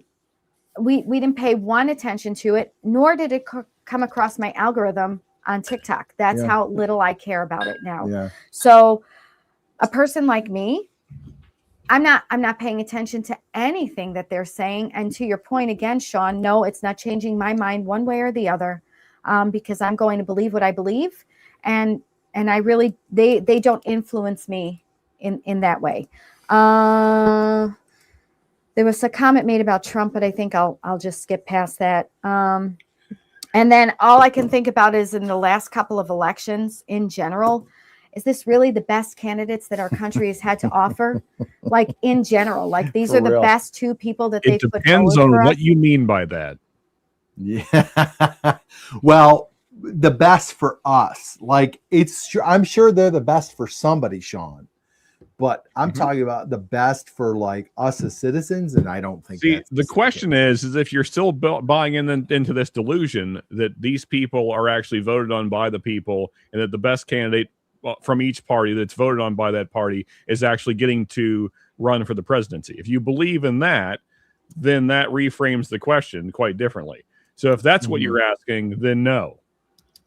But if the question is, are these the two best candidates to keep the machine running? Yeah, they are. Yeah. Yeah, I agree with that for sure. And that's all I had to say. What are you doing? I want to look at the comments. Oh, okay. Go to your next thing. Yeah, okay. Somebody, I think it was OG Brick, said that all this division and stuff started with Obama. And I think they're definitely, I mean, it's obvious. It's clear there was Obama. There was division with Obama. That's when we had the Tea Party and all that nonsense. But think back before Obama, and I think Kevin Astry said it really predated that. And I agree. Like, sure, there was like all the bullshit with Bush is a war criminal and Bush stole the election and blah, blah, blah. Like, which Bush are we talking about?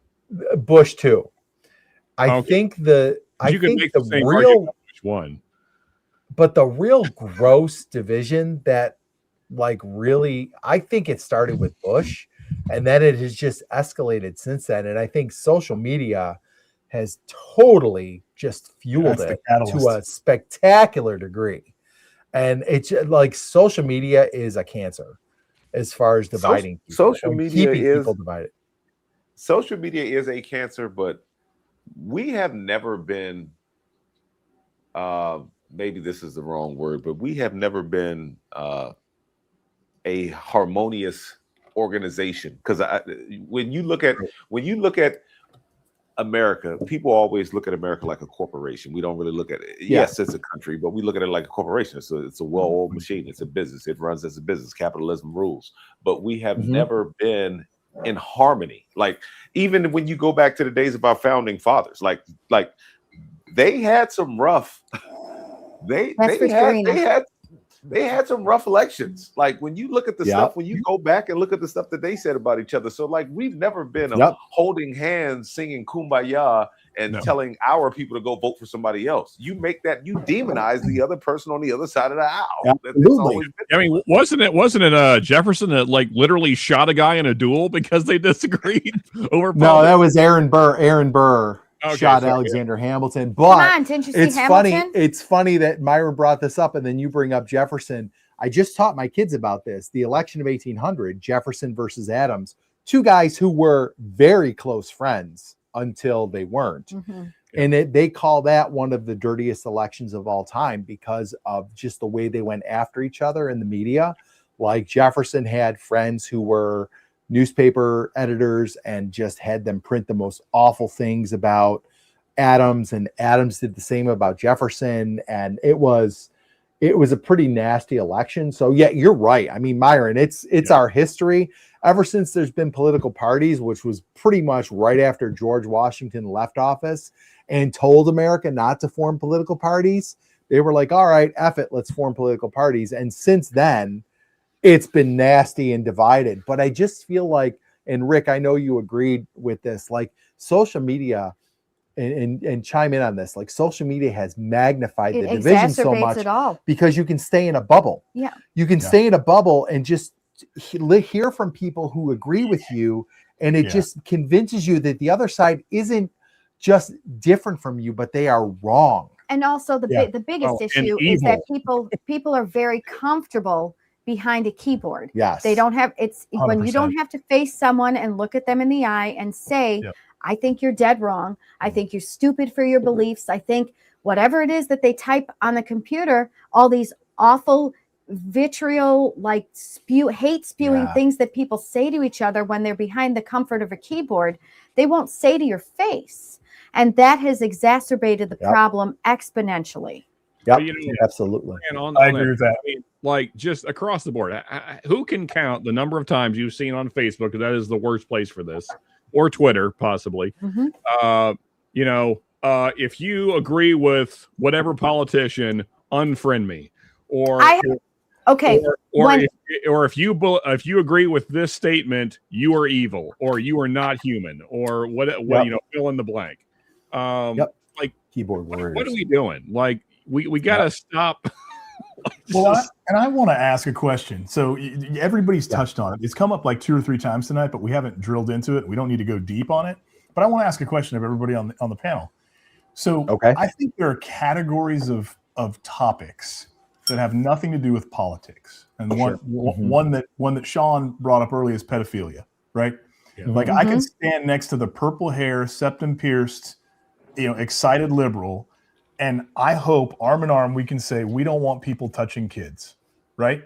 100%. Right. Somebody else in the chat said, what about politicians who waste or steal our money, or when there's fraud and abuse, right? Everybody got mad on the left at Elon and what they were doing to try to figure out where the money was going. But the reason they were getting mad is because people were getting caught. None of us, regardless of party, should want anybody, if they're Republican or Democrat, to waste our taxpayer money. Like that should not even be a thing. So like those are like topics that I think should unite us, but then it really speaks to the social media impact, the tribalism that is created because of that. And back in the day, I mean, you had 3 or 4 news networks, you had radio, you had TV and newspaper. And for you to actually have an informed point of view, you had to actually take a step to listen, watch, or read. And you couldn't just click a feed and see something and somebody that you follow, oh yeah, really? That's what we should do, Free Palestine or pro-Israel or whatever, and just jump on the bandwagon. Bandwagon was 9/11 harder back then. Yeah. I'm not starting a conversation about 9/11, but 9/11 was the dawn of when the 24/7 news cycle started. Oh yeah. Yeah. And because we couldn't get enough. We couldn't get enough of what was happening, and we needed it all the times. And that's when that started. And like you're talking about the fraud, and Elon Musk and how pissed liberals got about Elon Musk doing that. And look, I don't know that everything they did was, exactly what they should. I don't know. I can honestly say I'm ignorant of it, and I don't know enough about it to know if everything they did was accurate, above board, all that stuff. But you look at a kid like Nick Shirley. I don't know if anybody watches Nick Shirley. Absolutely. Nick Shirley just spent time in your state, Rick, California, going to office buildings where there are 12 different hospices that have gained millions of dollars in Medicaid money. And they're all in this office building, in the same office building. And there's no patients there. There's nobody in the offices. It's There's just a these physical rundown, address. dilapidated building. Yeah, it's just a physical address. Yeah, And so he's out there trying to expose this, and everybody doesn't want to listen because, oh, he's a Trumper. And it's like, put that away. That's my If your point. government is pumping millions and millions and millions of dollars into fraudulent hospices in California, you should be pissed about that. And it shouldn't matter if a Trump supporter or an Obama supporter or a Hillary 100%. Clinton supporter is exposing that. You should be pissed. But they benefit. Both sides benefit from the fact that we're so divided that we won't listen to a guy like Nick Shirley because he's a Trumper. And they all are laughing their asses off because we're divided about it. We won't listen to a guy like Nick Shirley because he's on the wrong side of the aisle. And that is criminal to me. I'm sorry. This printing is so small. I can't see. If I could just hop in real quick, because I think so. First off, I agree with the sentiment. I will say, though, if we're being honest, I think especially Doge was aimed at a specific area. So politicians. Well, yeah, but I mean, corruption, fraud. It was aimed at kind of left-leaning causes, wouldn't you say, Sean? Yeah, and that's kind of that's where all the corruption is. And so I think we need to be more. I'm just kidding. I'm kidding. I think so. I guess what I'm saying is I'm probably me more than anybody hates my tax money being wasted. You guys have heard me rant about this in chat probably more times than I can count. It's the thing that pisses me off the most. But I think we need to be honest in the fact that a lot of times a political party is aiming at the other party and not even looking at their own party. Oh, absolutely. Yep. The Save America they will Act, right? Well, yeah. Why would anyone be against voter ID? And that was my other example. Dude, thank you, Bobby. Seriously? Everybody, if you're a Democrat, you should want fair elections. If you're a Republican, you should want fair elections. If you're an independent, you should want fair elections. You're an idiot. Elections. You can't get an ID. Doesn't you're matter. getting married. You're too stupid to know to change your name. Oh my goodness. Just the thought process behind it is so ridiculous. I don't want to go. Honest face. Come up with something better, at least. No, Marianne, it's okay. If you have a different point of view, I'd love to hear Marianne, go for it. I'm sure Marianne and Myron probably have a different point of view on it. So throw it out. I just want to say real quick. I just want identification to vote. No. I don't mind having the show identification, but I want the. Oh, Myron, you have to go. Yeah. Hey, look. I'm sorry, guys. I gotta go. I still got some packing to do. I've got to get up in like a couple of hours. Going to Indiana. Have a wonderful time. Where are you going, Myron? Where are you going? We're going to do a Circle City pick. I don't know exactly where it's at. Another content creator, he invited me out, so we're gonna. So I got to get up like super early in the morning, man. Right on. All right, Myron, don't worry. I'll represent us. I got it. I got this. Myron, have a safe trip, buddy. Travel safe, Myron. Have a good weekend. Be Thank safe. you. Be safe. Take care. Okay. Wait, real quick before you just hold on. Ryan Frank said, "Ladies and gentlemen, top of the evening to y'all." Is Benjamin joining us? Ryan, no, Ben couldn't make it tonight. He had some family stuff to attend to. Besides that, this is one of the greatest down-to-earth shows that have real-life conversations of life. Spread the word. Like that's we would. That's the whole point of this show. We would really love people to come to this channel and come to this show for that. Because we do talk whiskey, but we like to talk about other things. Like whiskey tubers can be multidimensional. We can talk about other things, and this is a place to do that. So we'd love for more people to come enjoy that. So Ryan Frank, if you can be our clarion call and spread the word, that would be awesome. Go ahead, Maria. Okay, so Bobby, I think real quick, a quick joke. Sorry, I thought he was asking about Benjamin Netanyahu, but that guy's dead, so he's not making it anywhere. Go ahead. Okay, I don't think the issue is presenting an ID at the polls, because I do not have a problem with that at all. And I want you to understand that very, very clearly. I do not mind showing my ID at the polls. We do it anyway. We do it here in New York. I want it to be fair, and I want that my ID needs to be the same as everybody else's ID. I took my husband's name when I got married. Mm-hmm. Right. That's something I believed in, right? Like I had a maiden name. I took my husband's name. I should not be penalized for changing my name, right? And if that's the case, if it's going to be equitable for everybody at the polls, then I do not mind. Goodness. If my driver's license suffices, but see, a passport's a little different because a passport is expensive for people to obtain, and we can't expect it is. I don't know that any state that you have to. Okay, then if it's a driver's license, that's fine. Legally, you're supposed to have an ID on you at all times. So I don't understand what the issue is having to take it with you to go vote. I don't see an This is issue with supposed that to be either, the most Bobby. precious thing. But Bobby, Marie Ann doesn't have an issue with it, and so that I don't.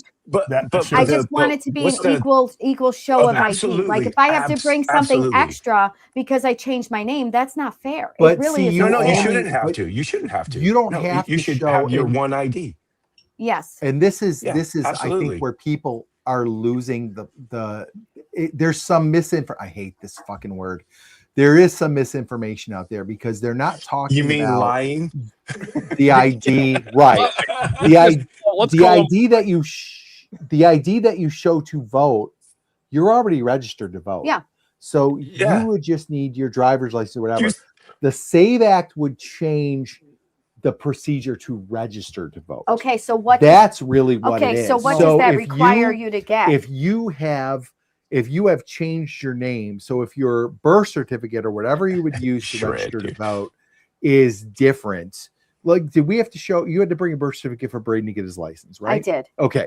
So to get your learner's permit, your driver's license, you have to bring your birth certificate. Now, if your birth certificate, let's say you got my birth certificate does not match my current name. Correct. Right. So you would have to then just get a copy of your marriage license that says, I changed my name to this in order to register to vote, not to do anything else. Like once you're registered under that name. Okay. So when you go they're to asking you to prove that you are you. That's really that's it. That's fine. However you're registered, bring an ID that says I just don't want it. I don't want to make it. There are people. I have in this regard, I have empathy towards people who don't have as much as everybody else, and I don't want it to cost people more money in one way or another to be able to show their ID. And look, but you legally have to have an ID. That's the issue. Absolutely. Yeah, absolutely. The one that you have to have, use that one. That should be the one you have to use. Fair enough. That's it. I agree with that. So, Maria, just to clarify, if you are legal and you have all the ID that you already should have, this won't cost you anything. It will only cost you something if you do not have those IDs. Okay, right.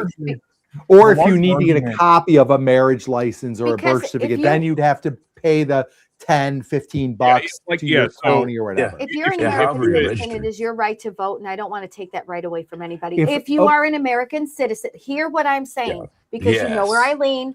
If you are an American citizen, you have a right to vote, and I do not want to take that right away from you. Okay, no. Let's clarify it. It's a lot of people say you have the right to vote. You have the privilege to vote. Correct. You have the privilege to vote because you go to prison. You don't. That's not. You don't. No, that's true. You're right. That is true. It's a that privilege. So let's say this. You need that. You need to keep. For every law-abiding citizen, it is their right to vote. Rights are unalienable. Right? They cannot be taken away from you. Thank you. Yes, correct. But see, here's but it does. Here's where I know what you meant, though. It just gets misconstrued. Yes. Here's where I have a problem with this logic, and not your logic, but the logic of, well, everybody has the right to vote. Our founding fathers wrote a Bill of Rights, added it to the Constitution.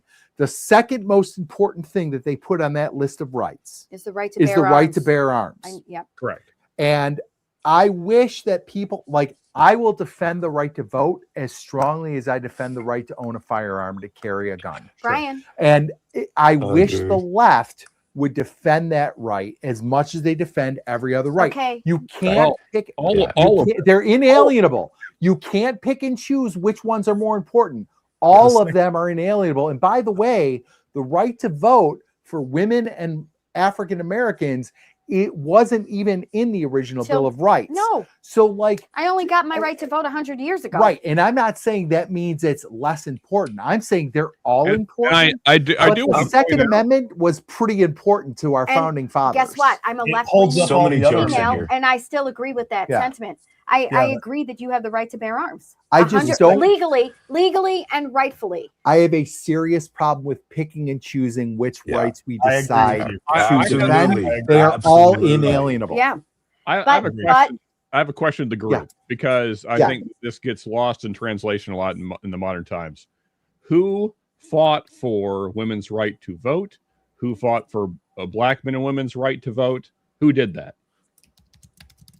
Well, I mean, I don't know that you can boil it down to one not like one person. Like what? No, I would say the Republican Party. Yeah. Well, I don't care about parties. Well, if that's the way you're asking, I would generically I don't say care. it like that. White males did. That's who did it. Well, that's the Republican Party. I probably white males gave their lives. Some died to counteract. They caused the Emancipation Proclamation. Actually, a Kentuckian did. That's why I know about him specifically. Cassius Clay, the original Cassius Clay that Muhammad Ali was named after. He was stabbed twice and shot twice. And the same thing with women's rights. White men made sure that happened. That's what is so frustrating to me about the modern day is that white men just get shit on.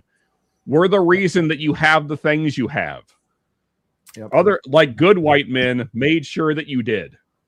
Well, and in fairness, the reason that those rights have always been defended as well. And I'm not belittling women at all when I say that, but shit, whenever we had to go and defend freedom somewhere on the globe or in our own country, who did that? Not just white men, but men. Women. The women's suffrage movement was such a small number of women; it would have never got off the ground. White men made sure that women got the right to vote. Hey, I got to point out something right here, Kevin. A-OK. And if you don't have a photo ID, a selfie with a wild bald.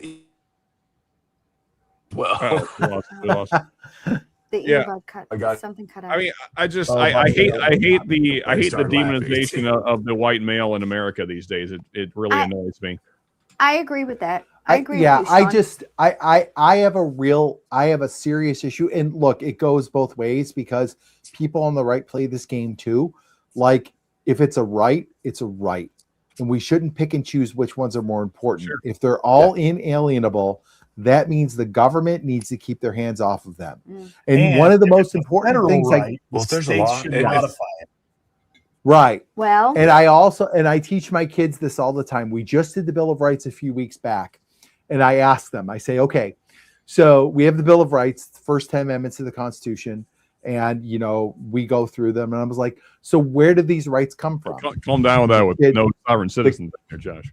The kids will say the Senate, the president, the House of Representatives, because we just learned about all that stuff when we talk about the three branches and stuff. Yeah. So they name all these things. I'm like, no. I said they aren't given to you.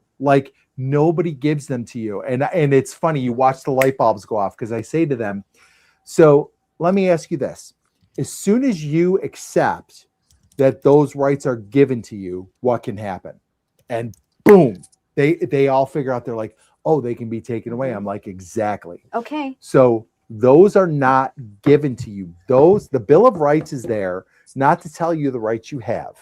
The Bill of Rights is there so that the government knows, keep your hands off of these rights. It's to put the government on notice. That's right. And so anytime they mess with them, whether it's the right to vote or the right to bear arms, the government should not be messing with those rights because they're ours. We are born with them. Aha.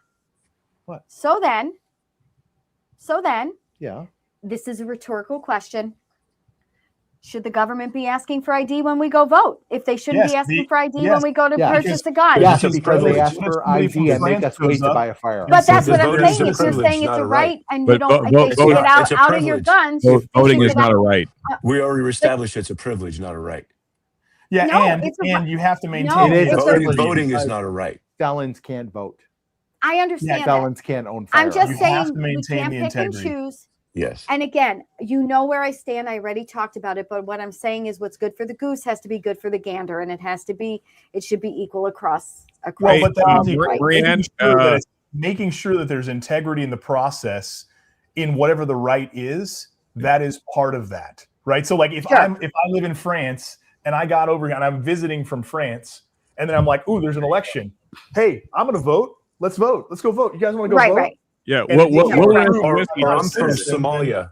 They have to be able to differentiate a true bona fide citizen with proof, so that right applies. In my point, absolutely. Yeah. Wilderness and whiskey. That's the point. As citizens, we are born with them.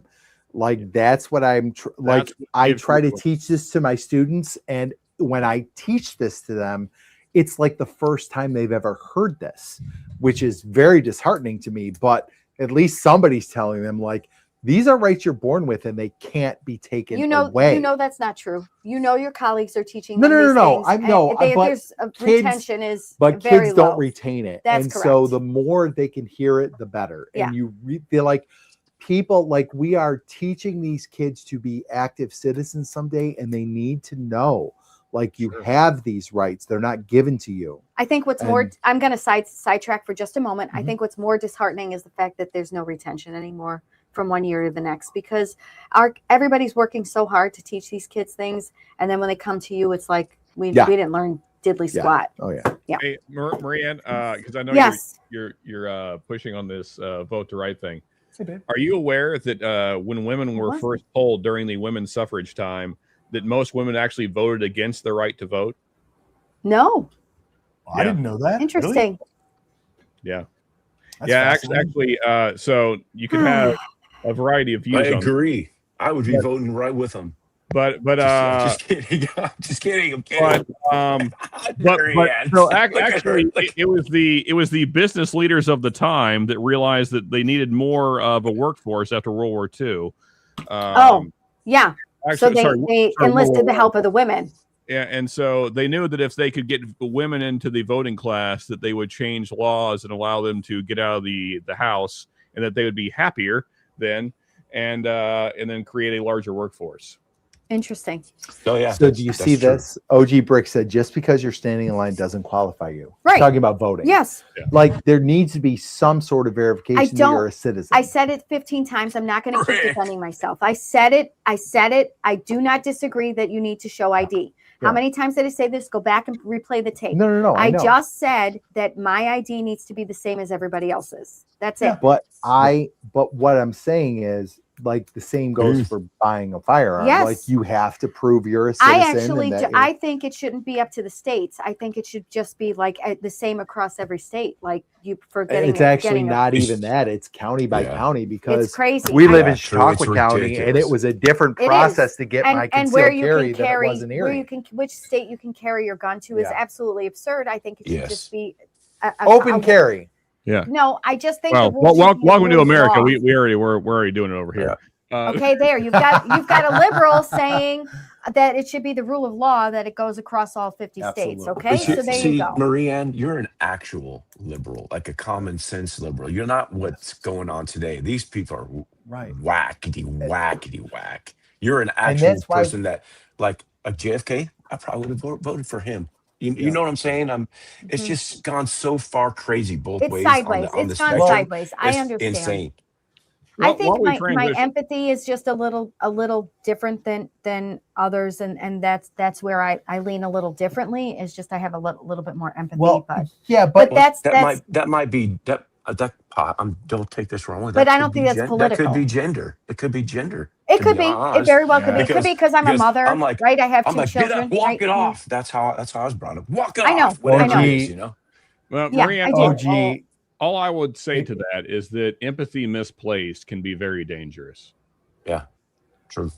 Somalia. Suicidal empathy. We talked about it in our chat today, in our text group today. Like, it's just people, like, you can feel empathy, but when it starts to go against your own self-interest, you really got to think about, like, is this really what the decisions we should be making? I want you to know I'll give you an example of my empathy, and I think then it's time for us to do rapid fire and move on. I tell my students, I was a class advisor about 10 years ago, and we lost a student. A student of mine died when I was class advisor. He was injured on the football field. Sorry to hear that. It was terrible. They do not teach you in college how to deal with the death of a child.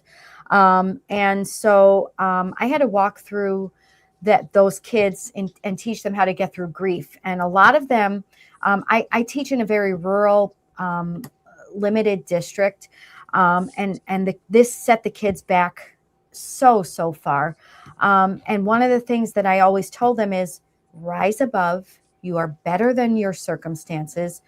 Pull up your bootstraps and get going, get to work.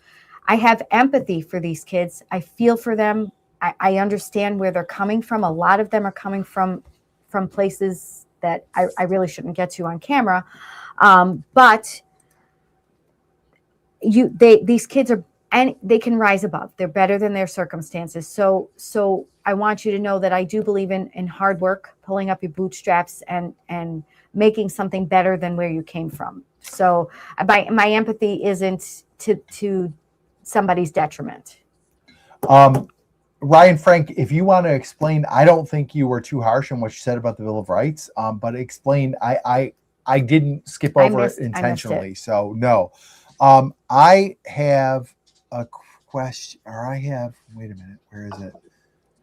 While you're looking for that, this short barrel 4 Horsemen that I just got sent is freaking amazing. So I thought you found that. What is it? Why is it called 4 Horsemen? Short barrel 4 Horsemen. It's got Barton, Jim Beam, MGP, and Wild Turkey, and it's 4 barrel blend, 11 years, and it is delicious.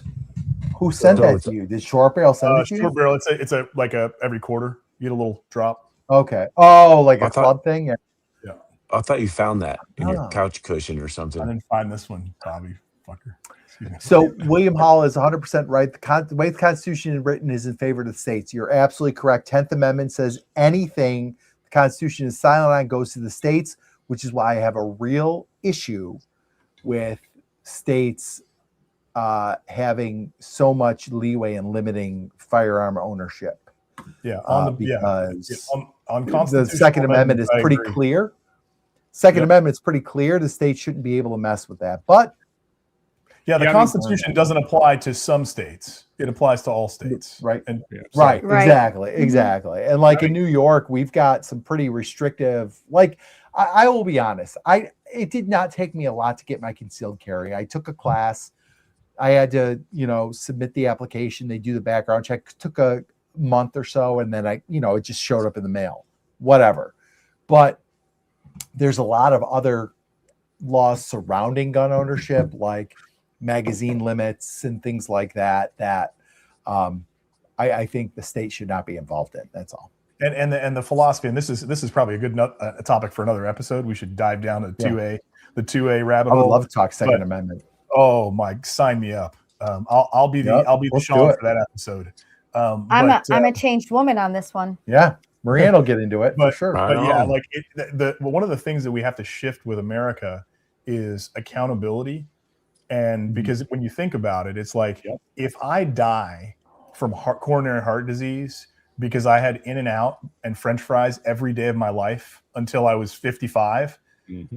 I have to have some accountability that the choices that I made, the gun is a tool. The person that pulled the trigger is the person that committed the crime. The gun didn't commit the crime. You could have used a steak knife. You could have made a bomb out of drive a car. You could be driving the car. But people, I got you, OG. Our son just started driving. The first thing I told him as a permitted driver, you are now behind the wheel of a weapon. Yep. That's what I told him. I said, this is a weapon, and you need to treat it as such. You are responsible for the people and the people in this vehicle and the vehicle itself. Great lesson. And that is your first lesson that you need to learn behind the wheel of this car. Great lesson. No, we literally had a conversation here at the firehouse today. What is because we're talking about Second Amendment, what is the weapon most used to kill with in the United States? Cars. It's cars. I didn't frame. No. Oh. No, not that. Something you could pick up. Oh, You're breaking. I don't up. know. So fork. What, Bobby? What is it? No, it would be. It's a hammer. Oh. So now we're gonna yeah. outlaw hammers. We're gonna outlaw hammers now. You know. Yeah, I just asked Carpenters don't have Pelosi's a husband job. about that. Yeah. Oh yes. See, yeah. So I mean, it just goes to it's not. It's anything can be anything can be. To your point, Marie-Anne, a weapon. Yeah. But I was specifically talking about it's like a screwdriver, or a knife, or a fork, or a gun. Rabbit hole successful. Yeah, let's do that for the next time. It's time for rapid fire. Look at this one. Are we just not talking about the fact? Come on, man. No, the cowboy hat isn't actually part of his head. We just witnessed it. And no one is saying anything. Kevin thought the cowboy hat was a permanent fixture on your head. He did not know you could actually take it off. Oh yeah, it comes off. Yeah, I have hair for those that don't. And know. he's got hair. Oh, the last time I saw you, you were bald, buddy. No, he had hair. No? It was just slicked back. No. Oh, maybe you were. Were No, you like sir. high and tight? Maybe last time when we met you. I have never been. I've never been baseball bald. hat. Ever. In all baseball Wait hat a on. minute. I have a photo. I have a photo of it. It's too far back. All right, rapid fire. I will also say about Sean, the one thing that struck me when I met you, Sean, is how freaking tall you are. You do not strike me as tall as you are, but you are a tall dude. Wait, So who's wait tall? till you guys I see know me in you're person. super You're going to tall. be surprised at how tall I am. 5'1". Yeah, you're a tiny little thing. So I was shocked at how tall Brian was because almost You're zero both tall. people are taller than me, but Brian is. Yeah, Brian's Okay. 6'4". I'm 6'4". Yeah. okay. So you 6'3", Sean? Then? I'm 6'3". Yeah. How tall are you, Okay. Bobby? I'm right at 6 feet, and I think Okay. Rick and I normally see eye to eye. He might have me by a smidge. Rick. Okay. All right. And how tall are you, Marie-Anne? Stand up. I'm 5'1". Stand up. No, I Rick can't. just- I'm Rick's almost bigger. as tall as you sitting here. Here I am, 5'1". All of me. Rick, 5'1". what are you? You're 6'2"? I'm guessing. I'm 6. based on- I'm 6. Oh, you 6? can't Okay. because I've seen you and Bobby side by side. You got an inch or two on him. Well, Yeah, normally he I'm- does. let's just leave I've that to the noticed that. wives. But I'm just going I to said, say yeah, Seriously? he does. I have several inches on all of you. So I said, Right after that so opening. I watched that in videos. You see us side by side. Normally I'm hunched back and I'm back like this because when we stand up close to each other, we're right about the same. Okay. You fair guys, enough. look at. Yeah, we are. I have to sit on a cushion in order to be as high as Brian. I'm on a cushion. You're still not. Well, as high as okay. Instead of like covering this, because in 2 weeks it won't even be relevant. You want you want to make like the Bibi thing kind of like a rapid fire, although not an official rapid fire. Yeah. What is it? Dead or alive, Bibi. Oh wait, I got it. Hold on. You're fine. Take it easy. Sure, I just want to do a fun that's more one. accurate. Hold on. I would say 5'11" and a It's half. fun. I mean, I've been hey, the measured leader of I've the been leader of measured Zionism potentially 5'1" and a died. half, to be honest. So there's Bibi. So like, okay, so we could talk about this. Like, I guess the question is the guy alive or not? Because there's been a lot of weird AI-ish videos of him lately. Well, they're definitely AI. Not a whole lot of real Knuckles. ones. So, like, what do we Six think? Knuckles Like, in one of them. yeah, they said he had 6 fingers, right? Like, Yep. this is weird. Six Like, fingers, disappearing fingers, weird ears going on. I feel like he's either hurt somewhere or maybe like not alive anymore. Shit. Like, Bobby, let's start with you. Do you have a thought on this? Like, is Bibi alive? Oh, He's dying. I think he is. I think he. Oh my gosh! I said Kraken. Oh my gosh, dude! I just read this. But yeah, so I think he's alive. I think they put him in a Joe Biden basement somewhere. I think he's alive. But no, so then he's dead. Joe, there. Yes. That's a perfect freeze. By that logic, yes. There you go. You're either in So Joe the Biden's clear as basement or you're with clear as Tupac. mud. He's a You know. clone now. He's a clone. Yeah. Rick, dead or alive? I don't think he's dead. I think it's romantic news fodder, but I don't think he's dead. I mean, Okay. listen, Israel protects their own. I cannot imagine that he's dead. But He's not. Who knows? Okay. Who So knows? you're a no. He's not alive. dead. Sean, what about you? I'm undecided. I think it's very strange that all this AI shit's come out, because it's definitely AI. There's no doubt about that. Yeah. So my question is, why are they doing it? Like, I don't understand why they're putting out all this AI slop if they could just have him actually come out like in a regular press conference, which he's not done, right? And just like solve the mystery, but they're not for some reason. So I think that he could possibly be injured, or it could just be that maybe things have gotten so hot in Israel that they just want to keep him safe, and so he's like in a bunker somewhere. He's in hiding somewhere. Yeah. Yeah. Okay. But, I have a question. Where the hell is Nancy Guthrie? Nobody cares. I care. Yeah. I do. They stopped talking. I mean, but they stopped talking about it on the. They just say on the Today Show, Savannah's not here. She's with her family, and they don't even talk about the story anymore, really. So here's my thing on that, Marianne. If Americans gave nearly as much of a shit about all the Iranians that have been executed by this regime as they did that one woman, then I would get on board. But we don't. So. That's a good point. Good point. Hey, I wish we could switch Nancy's out though. Guthrie for Pelosi, that'd be great. I'd make I'll that take trade. that deal every day and twice on Tuesday. All right, I have a rapid fire, and mine is bourbon related. Yes, we did a video this week. About overrated bourbons. Oh, and yeah. One of the bourbons that I put on the list was Bardstown. So I think the wheated is way overblown. I've had a lot of the more expensive ones like the Four Square and the Silver Oak and some of these finished ones. Silver I have not enjoyed them. I've had some of the discos, like Disco 10 was good, but the other ones were just okay, not worth what they were. The fusions were okay. But, I like the fusion better than the disco. That's my problem. It's the cheap. So my question, we got a lot of shit for this in the comments on this video, which isn't bad. I like to promote like some discussion. My question is saying Bardstown is overrated a like crazy hot take, or do you think that's logical? Sean, what do you think? I've been saying it for a while. I completely agree. Okay. I think that, I mean, and I feel like we've had this conversation. I think maybe I even brought it up when I said like one of the brands that we could like live without. I think that's one of the ones I mentioned. Okay. I think that they made their best stuff probably 3 years ago, and they're just riding the coattails of that. They have not put out stuff that's really significant in probably 3 years. Okay. Rick, what about you?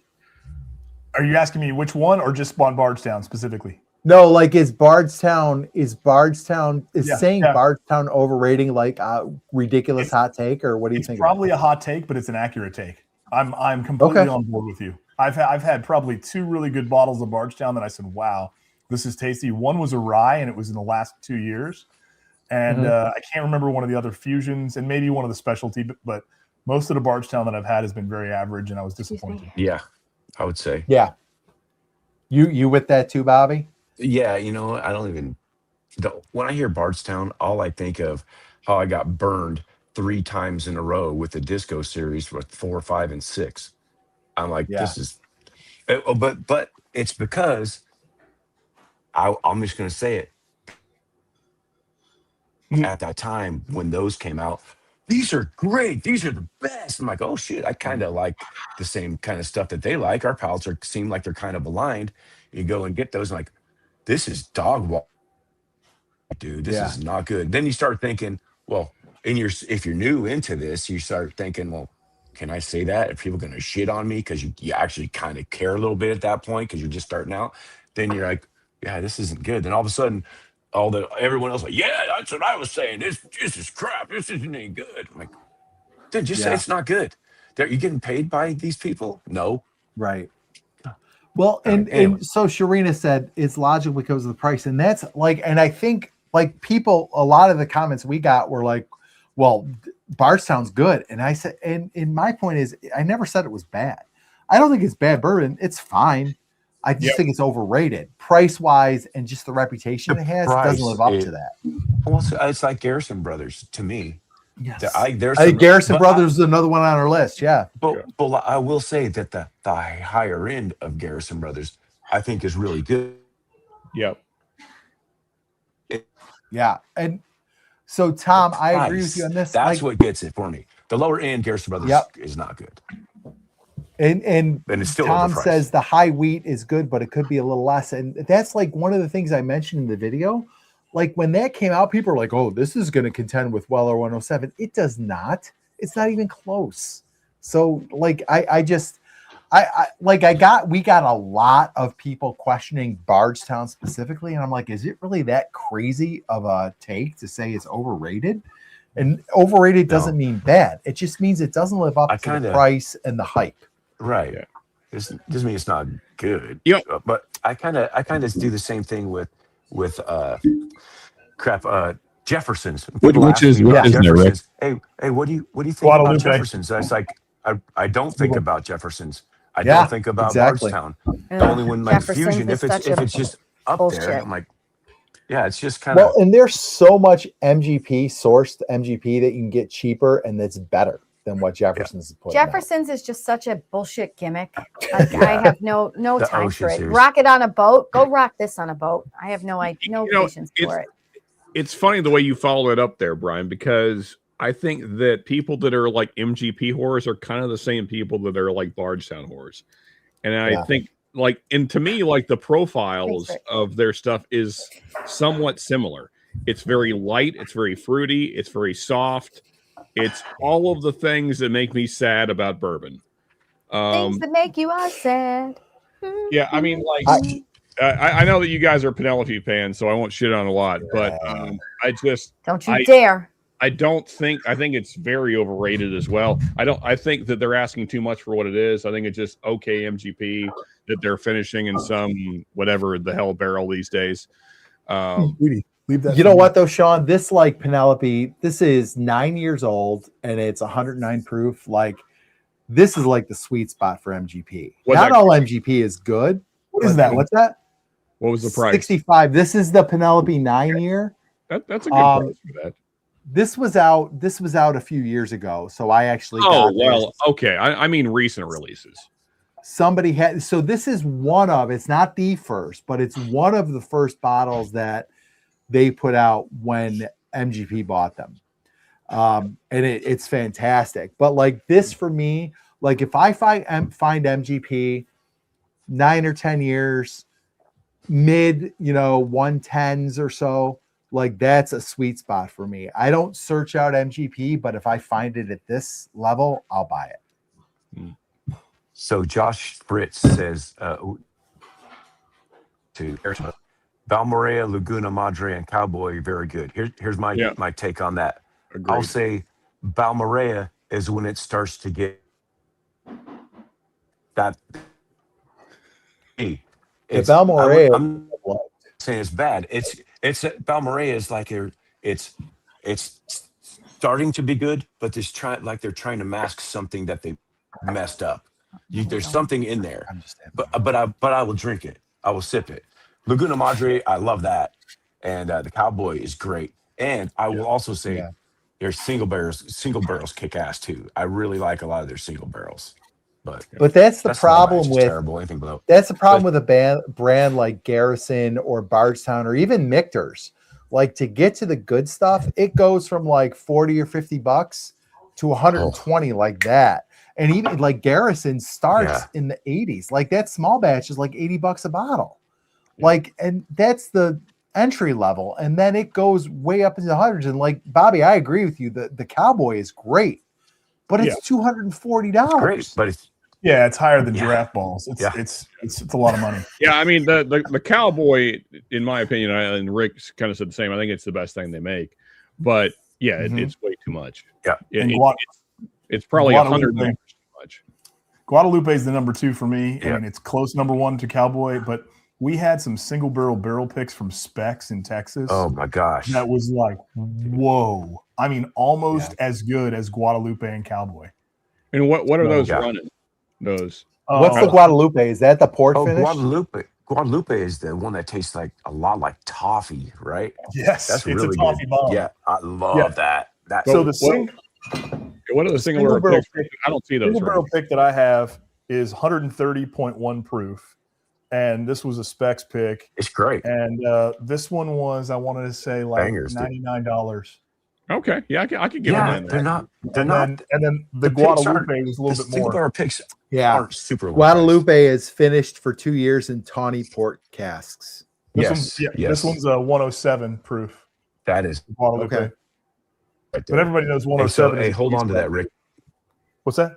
Yeah, hold on that because just because I'm seeing it now, when I get home, I'm gonna probably want some of that. I got you. The beauty of Bobby's collection and mine is it's like almost like one large collection. Yeah, absolutely. So, who do we have for our second rapid fire? It was Ben. So I think actually it's almost 11. So probably we should just do what he got coming up. And Yeah, that's cool. Yep. Put it Sean, to you bed. going live tomorrow Tomorrow? No. or Saturday? Saturday? Yeah. Saturday? Yeah, I should be. Yeah.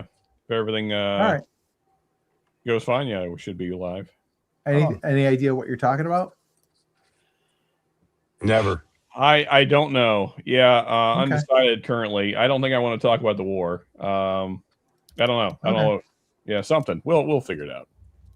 Ryan Frank gave us a question. What was the first vehicle you ever owned? Mine was a 1984 Oldsmobile custom cruiser station wagon. Mine was an 1989 Oldsmobile Calais. It had a white body with a blue hood. Wow. Yeah. Bobby, what about yours? Oh, I had a 1979 Ford F100, dropped a 429 in it. Nice. That was mine. Couldn't keep tires on that sucker. Out to beat Rick? Bobby. I'm about to beat Bobby as usual. 85 Silverado slammed, turbo 400, 396 out of my Chevelle, 12 bolt rear end. And it was a 12.5 second truck. And back in the day, you could run 12s in a pickup truck. It was a big deal. So there you go. Damn. All right. You had me until you slammed it. What's that? Bobby, what you got coming up? It. That was the thing to do. So what we got coming up? I don't know, dude. What I got coming up is a little information going out to the people that bought the Ricky Bobby Rye, why it hasn't arrived yet. So that look forward to that. If you purchase one, I'm going to be sending out. We're going to be sending out some. Do you want to give a little excerpt now or not really? Yeah, go ahead. Go. I mean, you got a handle on me. Go for it. Rick and I have been every day, so don't think we're just leaving this thing alone. I don't think anybody thinks that. But go ahead and lay it on. I know, us. but it just. I definitely thought that I was blaming Bobby solely for this. I know, dude. No. So, I know you guys are doing the best you can. Son of a bitch, though, dude. I mean, it's like it got dropped between. Still, Austin doesn't want to use the specific. They want to use a specific distributor, so they don't use the normal distributor. So the contact between the big distributor and the small distributor is still Austin, and this other third party bottle Nexus. There's like too many people. And we're sitting here thinking this shit's handled because we got told it was handled. Sure. We released the. So we actually, I got in contact with Longhorn, a specific person at Longhorn, and as soon as I got a hold of him, great dude. All of a sudden, he started making contacts with people higher up the food. And started getting answers. So it's supposed to be delivered and slotted. It was supposed to have been today, but I haven't heard. Part of this ever loving, freaking frustrating loop is a couple of these people that we actually communicate with aren't even in this country. So that makes it frustrating. The time differences of the communication is so frustrating. So we're as frustrated as you guys are, believe me, and we're dealing with it every day. And we're fielding questions every day, and rightfully so. But just I don't want anyone to think that we're just sitting on this thing and just like, oh, it's done. It's not done. We know it's not done. We know our reputation is riding on this, and we're laying the hammer as much as we can to these people. Say, hey, dude, this isn't your guy. Isn't really on this. It's us. So it's really pissing us off. Yeah, we released. Okay. So there, go ahead, released Enrico. the pre-sale hold before we did our charity live stream, which was that in mid February? Does that feel right? Mid to late February? Late And February, so like the 23rd. I want to say it was mid February. And so the long and the short of it is, at that point, they should have immediately issued the PO to Still Austin, and then Still Austin should have fulfilled it to the distributor within 7 days. Yeah. And so, unfortunately, there was a PO delay, and then Still Austin refused to send it to their distributor, their clearinghouse. They wanted to send it to their own. So that means it's got to go to 2 distributors before it gets to the retailer to ship.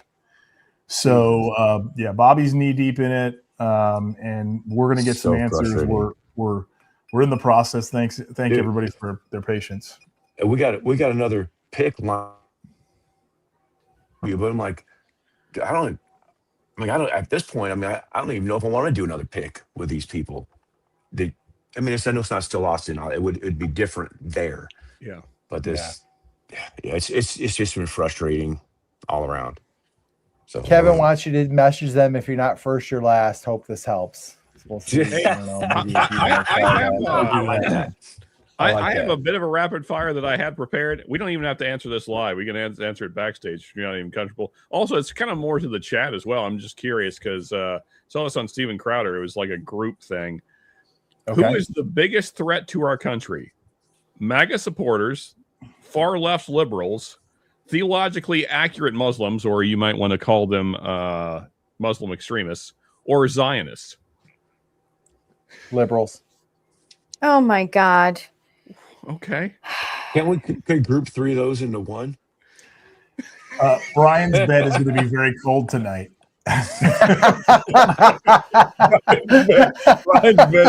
He's going to be getting extra covers tonight. Right. So again, so we got MAGA, liberals, Muslim extremists, or Zionists. I'm Muslim extremist, because the very definition of an extreme Muslim and Islam is there's 2 sects to the religion, terrorism, and one of them is taking over every part of the world that doesn't agree with the first portion of Islam. Absolutely. They're willing to die for and kill in the name of their extremism. So I completely agree. Yep. All right. OG Brick got it. It's the one you can't mention. Yes. Yeah. See, hey, Rick. So all that stuff behind you right there, I know Mrs. DRC does not want any of that. So if you go with 4, you get deplatformed. Yeah, honestly, I could go with all the above if I'm honest. Yeah. I'm not tracking about it. So if you're not around because of what you mentioned, you might not be around. I'm just saying. Oh, I see. That's how that works. Got it. If I had to rank them in order, I would say Muslim extremists, or more accurately, theologically accurate Muslims. Zionists might be the next biggest threat, I believe. The more I've looked into it, like the Lindsey Grahams of the world. And be clear, Zionism does not mean someone from Israel or someone who's Jewish by ethnicity. It means a Zionist. Yeah, and there are Christian Zionists, which that in itself is almost like a contradiction, but that's an oxymoron. And then maybe next would be far less liberals, and then MAGA supporters, and those are kind of interchangeable. I could go either way. OG Brick's comment are so awesome. Oh no, I'm just reading these. I'm like, oh my gosh, dude, this is so funny. All right, guys. Anyway, we will be appearing on Doc Martinez Old Fashioned Ways on Saturday, 8:00. Oh, sweet. We're doing what time? Doc's Pour Therapy. He's doing this couples game show kind of thing. So we've got a box. He sent us a box that's got like mystery samples, a bag of marshmallows, a couple of blindfolds, some ping pong balls, a dry erase board. So we're going to play some sort of game and compete against the Bourbon Legends. And so that's going to be Saturday, 8 p.m. Eastern time. And we're going to win. I didn't tell you this. If we win, the winner goes on to play bigger drinks. So we'll beat them too. Yeah. So that's 8 o'clock on Saturday.